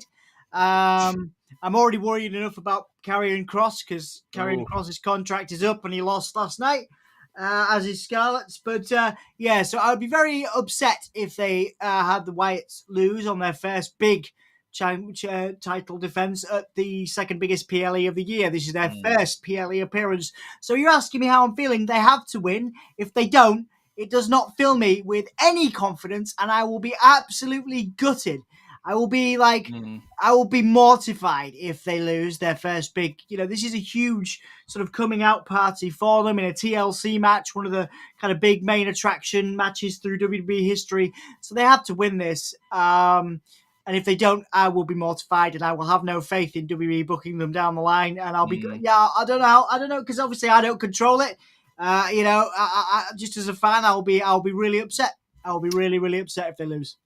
No, I completely agree. I think they need to win this match, which is crazy when you've got 6 teams in it to be so on kind of, especially the champions to retain. But they haven't had it for long. As we keep saying, it's the first PLE they've actually been featured on. And there's got to be a reason, right? There's got to be something going on here. So hopefully it's not the case. I would like to see him retain. Johnny Black, though, says Fraxium all the way for this one. What else do we have as well? Casper says the Wyatts have to win this match for me tonight. I'm looking forward to the match. It should be great. But TLC Wyatts to win this match. An evening to Andy from Casper as well.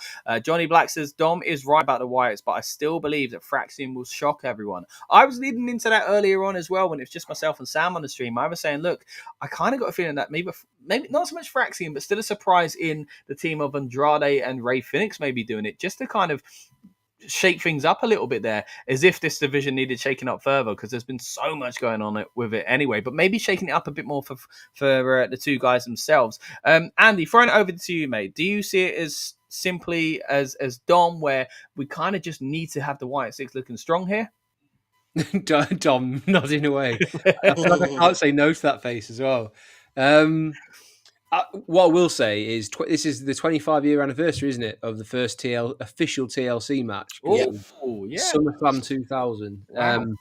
which is really cool. And the match that they had a few weeks ago, that absolutely it was WrestleMania weekend, wasn't it? So they absolutely on stole SmackDown. that.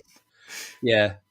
So it's good to actually finally have a tag team match on the PLE, let alone the Wyatt Six having their debut PLE as well.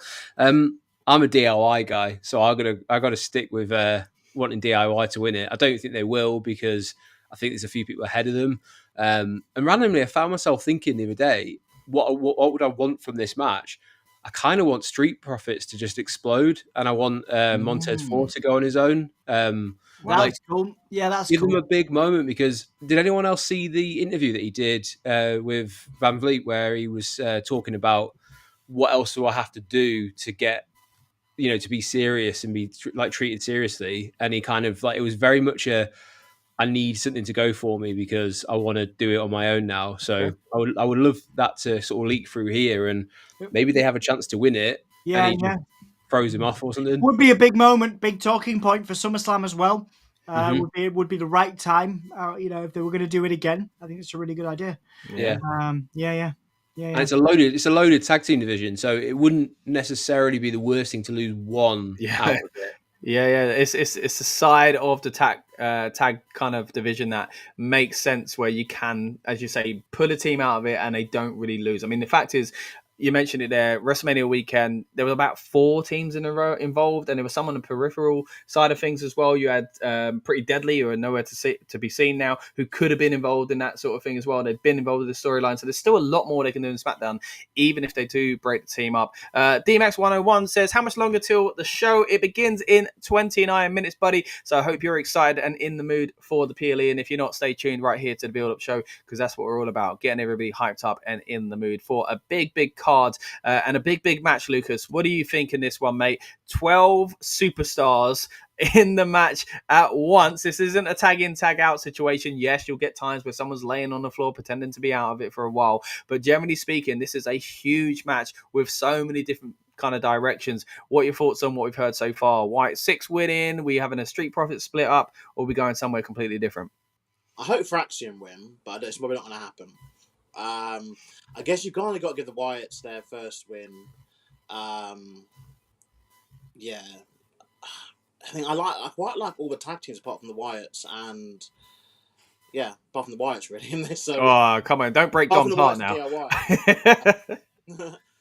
I think the thing is though, when people mention about this though, they forgot that obviously they already did 12 people in a ladder match at Mania last year, didn't they? When they had the 2 tag titles being defended. Was there 12 in that? Yeah, 6 tag teams. I'm pretty certain 6 tag teams. 3 from Raw. See, because I was saying earlier that this felt like the biggest one of all time. Like, I don't think they've done anything as big as this. I'm pretty certain it was. But I think, because it had like New Day. Yeah, I can double check. I'm sure Andy's now. Yeah, checking. But I think you're right. Was it not 3 teams off each brand? Yeah, that's what I thought it was. Oh, okay. But yeah, I mean, they've showcased. I mean, they've done like Money in the Bank. I think like they usually do 8 and even 10 one year. Yeah, definitely up to 8. So these matches, they are going to be messy, but I do think you've got the right people to do the mess with. If that makes sense in this scenario, because you've got the Wyatts they've got big guys in them like Dexter Loomis and obviously Rowan, so to set the stuff up. You've got flyers like Fraxium. You've got technical guys like DIY. But I think the kind of interesting one to hear is the Andrade and Ray Phoenix thing. In genuine honest, especially with the stuff about AAA and that acquisition. But I think for them, the spotlight is them being in the match. It's not them having to win the match. This weirdly is another one where you're creating a situation where, the Wyatts could lose the tag belts without getting pinned. But I think you'll be doing a disservice because people are invested in them. They've obviously spent a lot of money, keeping them all under contract for all this time, to just bring them back, have them win the tag belts, then lose them within a month would feel a bit odd. Yeah. Do that, but I guess it also allows them to have interactions with all the different tag teams and potentially to set the season in motion for their next tag team feud. I think this match though, will probably steal the show, from a wrestling perspective. The only fear you have is it getting too messy and if too many spots kind of mess up. That could, and we hopefully don't be hearing about any injuries coming off the back of this kind of match. Yeah. I don't see the Street Profits splitting up. I understand that there's always, this has been going on. It's one of those, saying that they could do, because the Austin Theory and Grayson Waller split was, like a 2-year journey, and they finally have copped out because obviously Austin Theory is injured, and it's just split. So that it could happen, but I just feel like also the Montez Ford thing has been a push for a while now, but I don't see them doing it. I still think they just see him as a tag team guy, and Bianca Belair's husband, who's probably not going to leave while she's still working there anyway. So even if he never appears again on television, there's not really any incentive for them to do anything with him. They're still. I think people forget they're still very much got the same people that, apart from Vince McMahon himself, there's still a lot of the same people that work there. Yeah, have the same, Bruce Pritchard, who would just see it the same. He's not gonna. Realistically, what's Montez Ford gonna do? If you don't book him, nothing. He just show up for work and, what she's. So, almost taken for granted. Then is kind of I guess what you're getting at. Incentive unless he actively has a contract negotiation with them. So look, I'm not re-signing unless I get a singles push or a singles run. Right. Well, right. Hold on. So as always, it's a pleasure to come on here, and I love chatting to you. Are you? Have I misinterpreted? Are you saying that Montez Ford is going to have nothing to do, dude? Is you saying that Montez Ford's going to have nothing to do if they don't re-sign him? Montez Ford's he's one of the best pure athletes in WWE right now, right? He's amazing. I don't see him going elsewhere. Yeah, I was going to say, sorry. I thought that's what you said, but I don't know. I misinterpreted something. I was like, the guy's going to be a world champion, and he if they want to keep hold. I mean, I love. I think the Street Profits are a great team, but it would be criminal not to do something with Montez Ford as a singles competitor. Even a world championship run in the next 2-3 years. He's incredible. He's incredible. He is, but so are lots of other people. Angelo Dawkins is great too, and I hope he still maintains his job because he's great as well. Yeah, well, but Montez Ford isn't just, and I'm not trying to, because obviously we're just fans. We're sat here on this wonderful podcast talk about this. Montez Ford is not just another guy. I'm just gonna lay that out. Montez Ford is not another guy. We're really lucky though, aren't we? Because we three out of the four of us have spoken at least once to Montez Ford and Angelo Dawkins. Bona fide superstar. Yeah. He's one of the people when you are stood in his presence, he is a really good looking guy, charisma for days. Yeah. And he would go round each person and do a completely different bit with each of them. Was it you that he just refused to speak to? He just froze like a statue for the whole interview. It was bizarre. Check it out on his channel. But and that was because he wanted to get Angelo Dawkins. He wanted him to speak instead because I think everyone had been asking Montez Ford questions, and it was his smart way of going, "I'm going to push him." But when you look at him, I personally think he's put on loads of muscle mass. He, for starters, could absolutely hold a mid-card belt right now. Yeah, 100%. And then with a little bit of a push, letting him get the microphone and just introducing him a little bit more, he could be a world champion. But it's going to take WWE to get behind him, which I think Lucas, that's your point, is will they get behind him? Yeah, they are 100%, man. I don't want to interrupt, but because of Bianca Belair and the link there, I think they would get behind him. I also do want to be very clear. I don't want Angelo Dawkins to be out of a job because I do think he's a great talent as well. He fits in that sort of Jimmy Uso role. He could have a decent run in the company, but without having a main title. But yeah, like going back to your points, Montez Ford is the guy you put on Jimmy Kimmel. Montez Ford is the guy you put on children's TV shows in the UK and the US. He's the guy that you could trust. You could trust over most other people. He's media trained without even trying. So I think it might be another example of a J. Jimmy Uso where one guy clearly outshines the other, but it doesn't mean the other person can't have a good career. But just sorry, summarizing, I apologize because this is all because I misinterpreted something. But I do think that Montez Ford is right now one of the top stars in the company, but we haven't put him there yet. Do you know what I mean? Like, if you turn in terms of action and in terms of style and in terms of speaking, he's already there. You just haven't. Nobody strapped the rocket to him yet. I would say he's easily top 10, easily. The thing is, they've given him some singles opportunities previously. Wasn't he like a finalist like a semi-final elimination chamber? Chambers. He'd been in the chamber. Like, they've given him bits and pieces to do, but I don't know. I just feel that they don't see him as a singles guy. If they did, he'd be one. Like, he's tried everything to be one, and it just hasn't been the case. I mean, I guess another example you could use with tag teams who have gone to single stuff is New Day. And obviously they've had, three of them have all had kind of varied singles runs over the time, but they've always gone back together. Well, at least two of them have. And I don't know. I just think it's not going to happen. I think as well, I don't think it's anything like a bad thing if it doesn't happen either. Like, I think he's still getting featured quite a lot, and they just see him as a tag team guy. It's just one of those things that they're like. I think that he may be able to get a mid-card title but still stay as a Street Profits, or dread to think if Andrew Dawkins got injured potentially that then use him as a singles, but I don't think that would be a de facto thing. The Usos thing made sense because of the bloodline. They had a big storyline built around it. They haven't got that for Street Profits, so I think it's one of those where they will either never do it or they'll only do it when the hand's kind of forced, aka injury, or if they just release Angelo Dawkins, I guess, and then you're forced to obviously have a single. No, I think to be fair, they kind of were forced into it with the Usos the first time around when they first made Jay main event. Jay, he was kind of doing it under that as well. But look, I think it's clear. We all think he's an amazing talent, and I agree with what you guys are saying as far as he could do all those things now.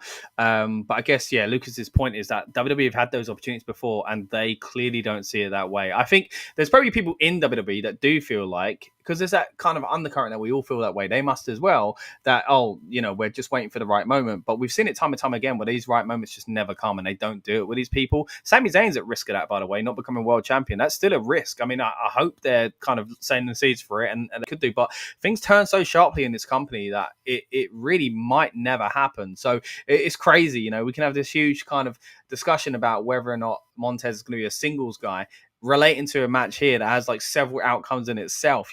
We could see Montez heel turn tonight, or we could see them stay together forever and be released, or we could, as Lucas says, if they don't see an incentive to do it, or as Andy and Don were saying, these guys, this guy in particular is an incredible talent and could be the face of the company in some ways. It's crazy how kind of far we could stretch between both, I guess, truths in that it's just perception of how he gets booked and who's basically in charge of those big decisions, because it would be a shame if that never happens. And we're talking about, again, both sides. It could happen tonight or it could never, ever happen, which is how kind of bizarre it is with someone like Montez Ford. He's a Swerve Strickland waiting to happen, by the way. He'll go somewhere else and he'll absolutely he would walk into TNA and be a TNA champion tomorrow. Yeah.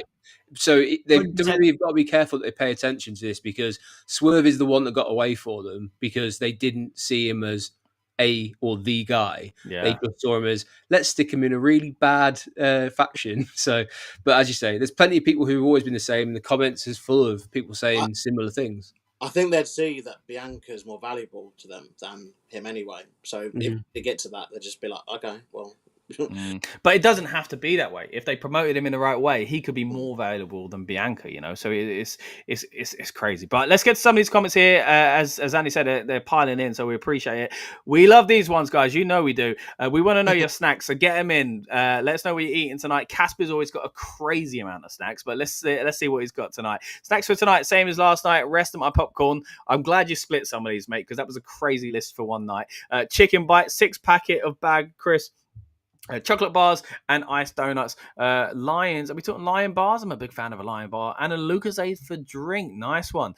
Calvin's got a few questions here as well. So questions asked during tonight's matches with Naomi holding beef with Cardi B. Will Cardi B play a role in tonight's triple threat, or will she remain, this is a horrible term there, useless as the horrible host? I thought she did all right for a celebrity host goes. She didn't have much to do, but she could get involved tonight. Don't get me wrong. I was surprised how little she was involved in yesterday. So that would make more sense. I mean, it is a 2-night event. After all, she is the host. Also says, will Cena remain babyface and Rhodes turn heel? And will another Bloodline member debut to help Fatu? We talked about this a little bit earlier on, Calvin, but we appreciate your comments either way. The general consensus throughout us on the stream was that we don't know at all what's going to go on in that main event. I think the more likely one is the one Lucas said, of the where they both somehow come out of it as baby faces, and we do wrap up Cena's career, as Dom said, as a babyface, but without turning Cody heel. But I'd love to be shocked. I'd love to see a heel turn. I'd love to see The Rock get involved. I'd love to even see John Cena pull a fast one, because that's what I'm more leaning to as far as surprises go.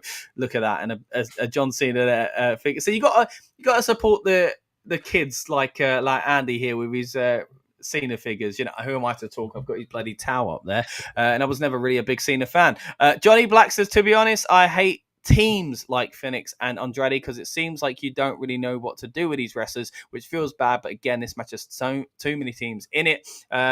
Casper says, I do enjoy watching the Motor City Machine Guns in the WWE as well. I really enjoyed their run. Great to see them as tag team champions. Will they be picking up the victory tonight and grabbing that gold once more? Johnny Black says, the problem with Ford is not Ford. The problem is that the main event scene is stacked already with guys like Seth, Cody, Roman, Punk, Gunther, Uso, Breaker. Even Sammy finds it difficult to win a world title. I think it's a fantastic comment there, Johnny.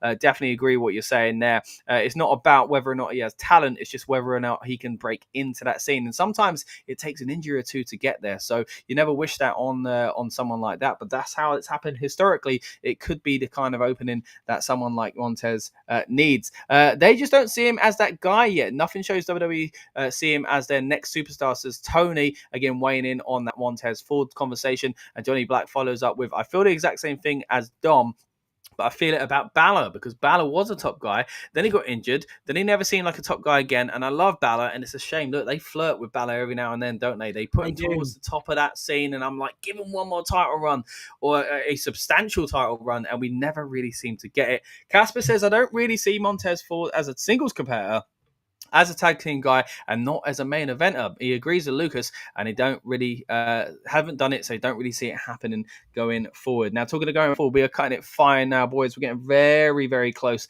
to the show starting. Again, the idea is to get you guys hyped up and in the mood. And sometimes we go off on these random conversations, whether it be about snacks or the future of a tag team wrestler. But we appreciate all of it, and we hope you've been enjoying this stream. We're going to be coming back later on with an instant reaction review. Before we do wrap up, though, I'm going to throw it around quickly to everyone to quickly just predict the matches they haven't got round to doing yet. And I don't think we've got anything from Andy on the main event yet, so I want to make sure he has his say there as well. So we'll try and be brief with this one, boys, but let's start off with the women's triple threat match, which is being widely reported as the opener.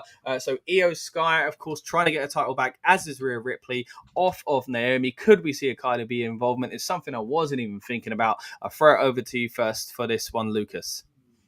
Naomi to win. I think it's too soon for her to lose. And I think they will probably want to flirt more with the Io and Rhea. Io not being pinned by Rhea Ripley yet. So I think that's a future storyline. So yeah, Naomi to win. Yeah, great point. Sam, who of course was on the channel earlier on, said a similar thing, and I think it's a good idea. Making that grudge feud outside of a title match is always a good thing for me. Moving over to you, Dom. What are your thoughts on the women's triple threat? Again, I think it'll be a show stealer every time Io Sky is in a match and Rhea Ripley's in a match, and the personalities, clash. I think it's amazing. They have the characters down, of course, Naomi as well, and Naomi is finally getting her due. I think even casual wrestling fans I've been speaking to are impressed with Naomi's sort of second, probably not third coming in WWE. I think this is now, she's had a bunch of returns and a bunch of different styles. I think she's really taken a change of gimmick well.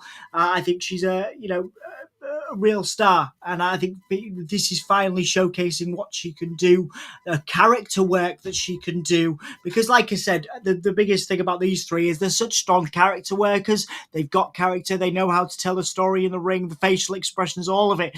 You don't have three more prominent visual performers than these three.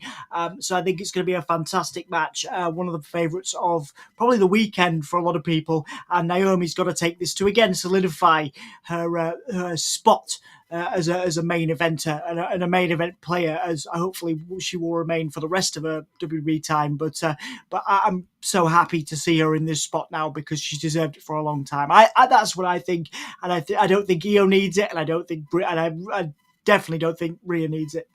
Yeah, I think when it comes to who needs it the most, Naomi is the one that's kind of getting all the comments and the predictions at the moment. Andy, would you agree that it's too soon to take it off Naomi?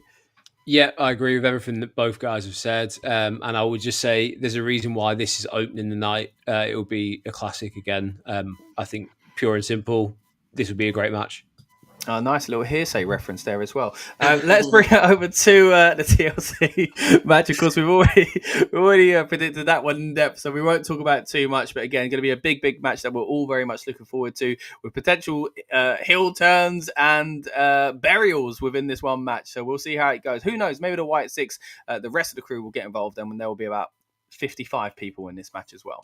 Let's move it on to. By the way, if you think this is a big enough match already, it Yeah. might be even bigger. It would be hardy enough to say whether something might happen. Wow! Coming at it late with a big bold prediction there. Like it. You've got my heart going there, Andy. All right, let's move into the next one though. Something that is a little bit more guaranteed. We know exactly who's in this match. It's the two Irish ladies are going 1-on-1. Of course, the big story here, it seems to be to get Lyra over and get the IC gold over, which I think they've done to some extent in this feud. But where do we go from here, boys? Do we get a victory for Lyra to wrap up this feud, or maybe a big moment with Bayley squeezing herself back into it as well? I'm going to throw it round to Lucas on this one as we kind of rapidly go through again. Yeah, I think it's got to have been a vehicle for Lyra to win the title back. They've done the stipulation which kind of dictates that the whole, if she loses, she can't get another title match. It wouldn't be in the best interest of the belt for that to happen. So yeah, I think Lyra to win, and I think that they'll probably do Bayley either post match or post SummerSlam. That'll be the program going forward.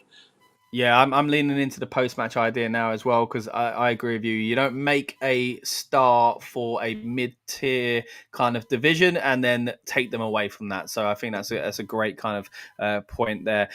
Dom, thoughts on this one, mate? Do you agree, or is the last kicker keeping the title? Oh yeah, massively agree with Lucas. Again, I think that this has to be a vehicle to elevate Lyra. Excellent take there, mate. I think that Becky doesn't need it. This is a classic example of Becky needing to put over Lyra. Lyra is a star. She's seen as a star. WWE clearly love her.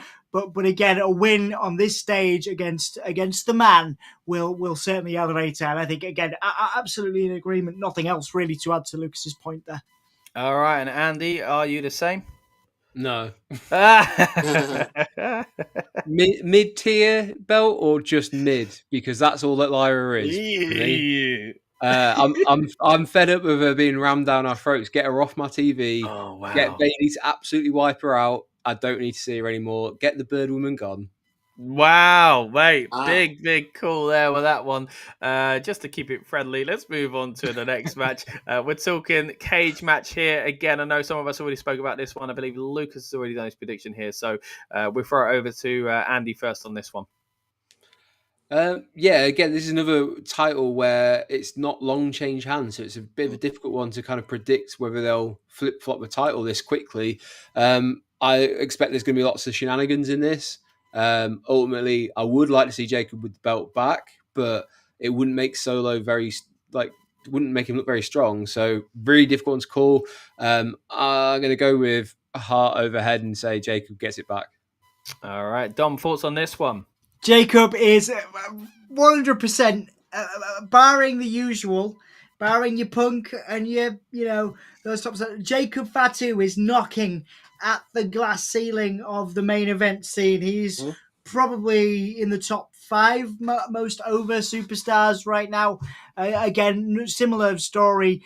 What better vehicle to test just how over and popular a guy is than giving him a win in SummerSlam. Unfortunately, that means that Solo goes under, so to speak. But Solo is so charismatic that I don't think he needs it. I do think Solo is the kind of guy that can get away with putting Jacob over here, and it won't be the end of anything. He'll still have a good run. He can still have a place. He'll be solidly booked in the mid to upper card for years to come. But Jacob Fatu, man, seeing him come from MLW to what he's doing here, you can't deny it, can you? And if you've not seen, there's some adorable stuff on that WWE Unreal. I know it's a weird thing for me to refer to as the Samoan werewolf as adorable, but have you seen him gushing over some CM Punk? And did you see him when he met the Boogeyman? Because obviously that's where he gets a lot of his mannerisms from.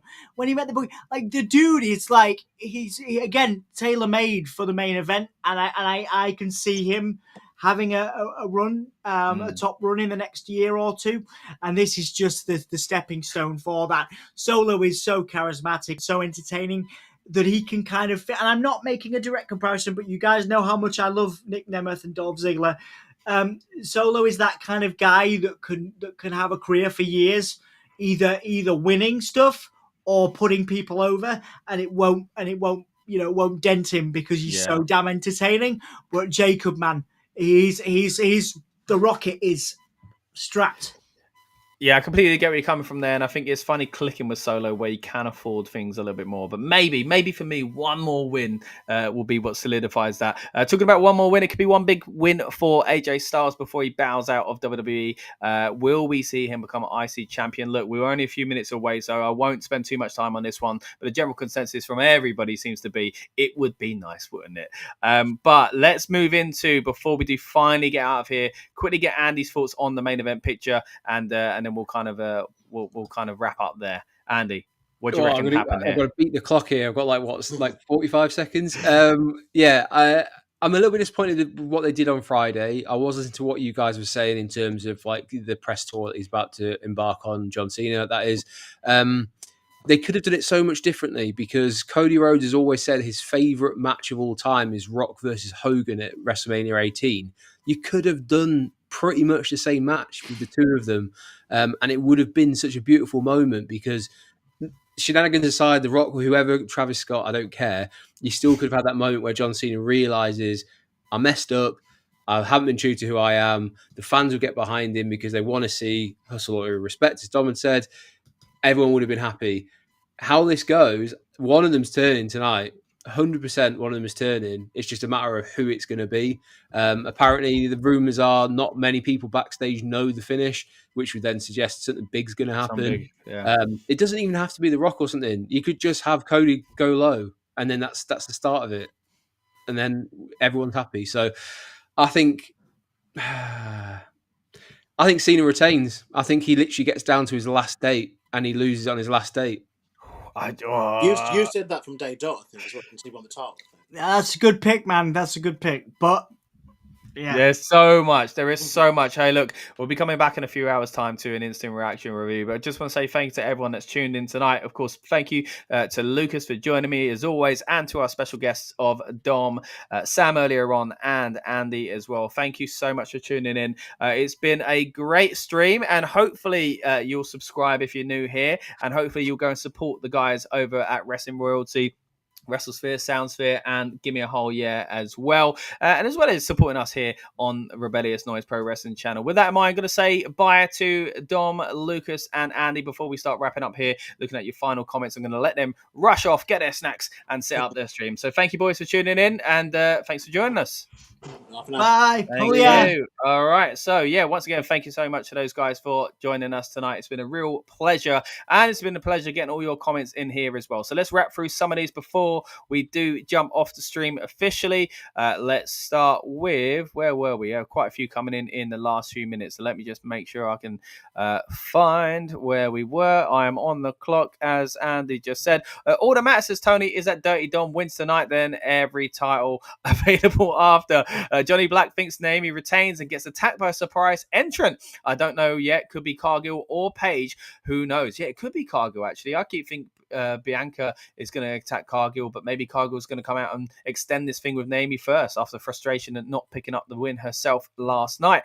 Casper says, I'm really looking forward to the match with Io, Rhea, and Naomi. Naomi to win this one. Johnny Black says Lyra wins. It's obvious, but for me, for some reason, I want to see Becky in Rollins' faction after a reaction yesterday for Rollins cash in. Let Heyman dominate the women's division as a manager as well. I think that's a great comment, mate. I actually want to see exactly that, and I felt the same way when she was still a babyface at WrestleMania, reacting to the heel Seth Rollins as well. And I think now, again, it reminded me of that when we saw that clip last night. So thanks for bringing that up once again. Casper says, I'm a big fan of Becky Lynch, but they need to do more, move away from this feud, and wants Becky to win. And you know why, a big fan. Enjoy it night too, says Casper. And just to wrap up as well, Johnny Black says, see you later, guys. Have a great show. The Summer of Rollins, and a big Rollins cackle to end on as well. Thank you so much for tuning in, guys. Again, we're going to be back for the instant reaction review in just a few hours' time. So subscribe if you haven't already. But the last thing to say, guys, is look, just enjoy night 2 of SummerSlam. Thanks for tuning in. Welcome to the Rebellious Noise Pro Wrestling channel.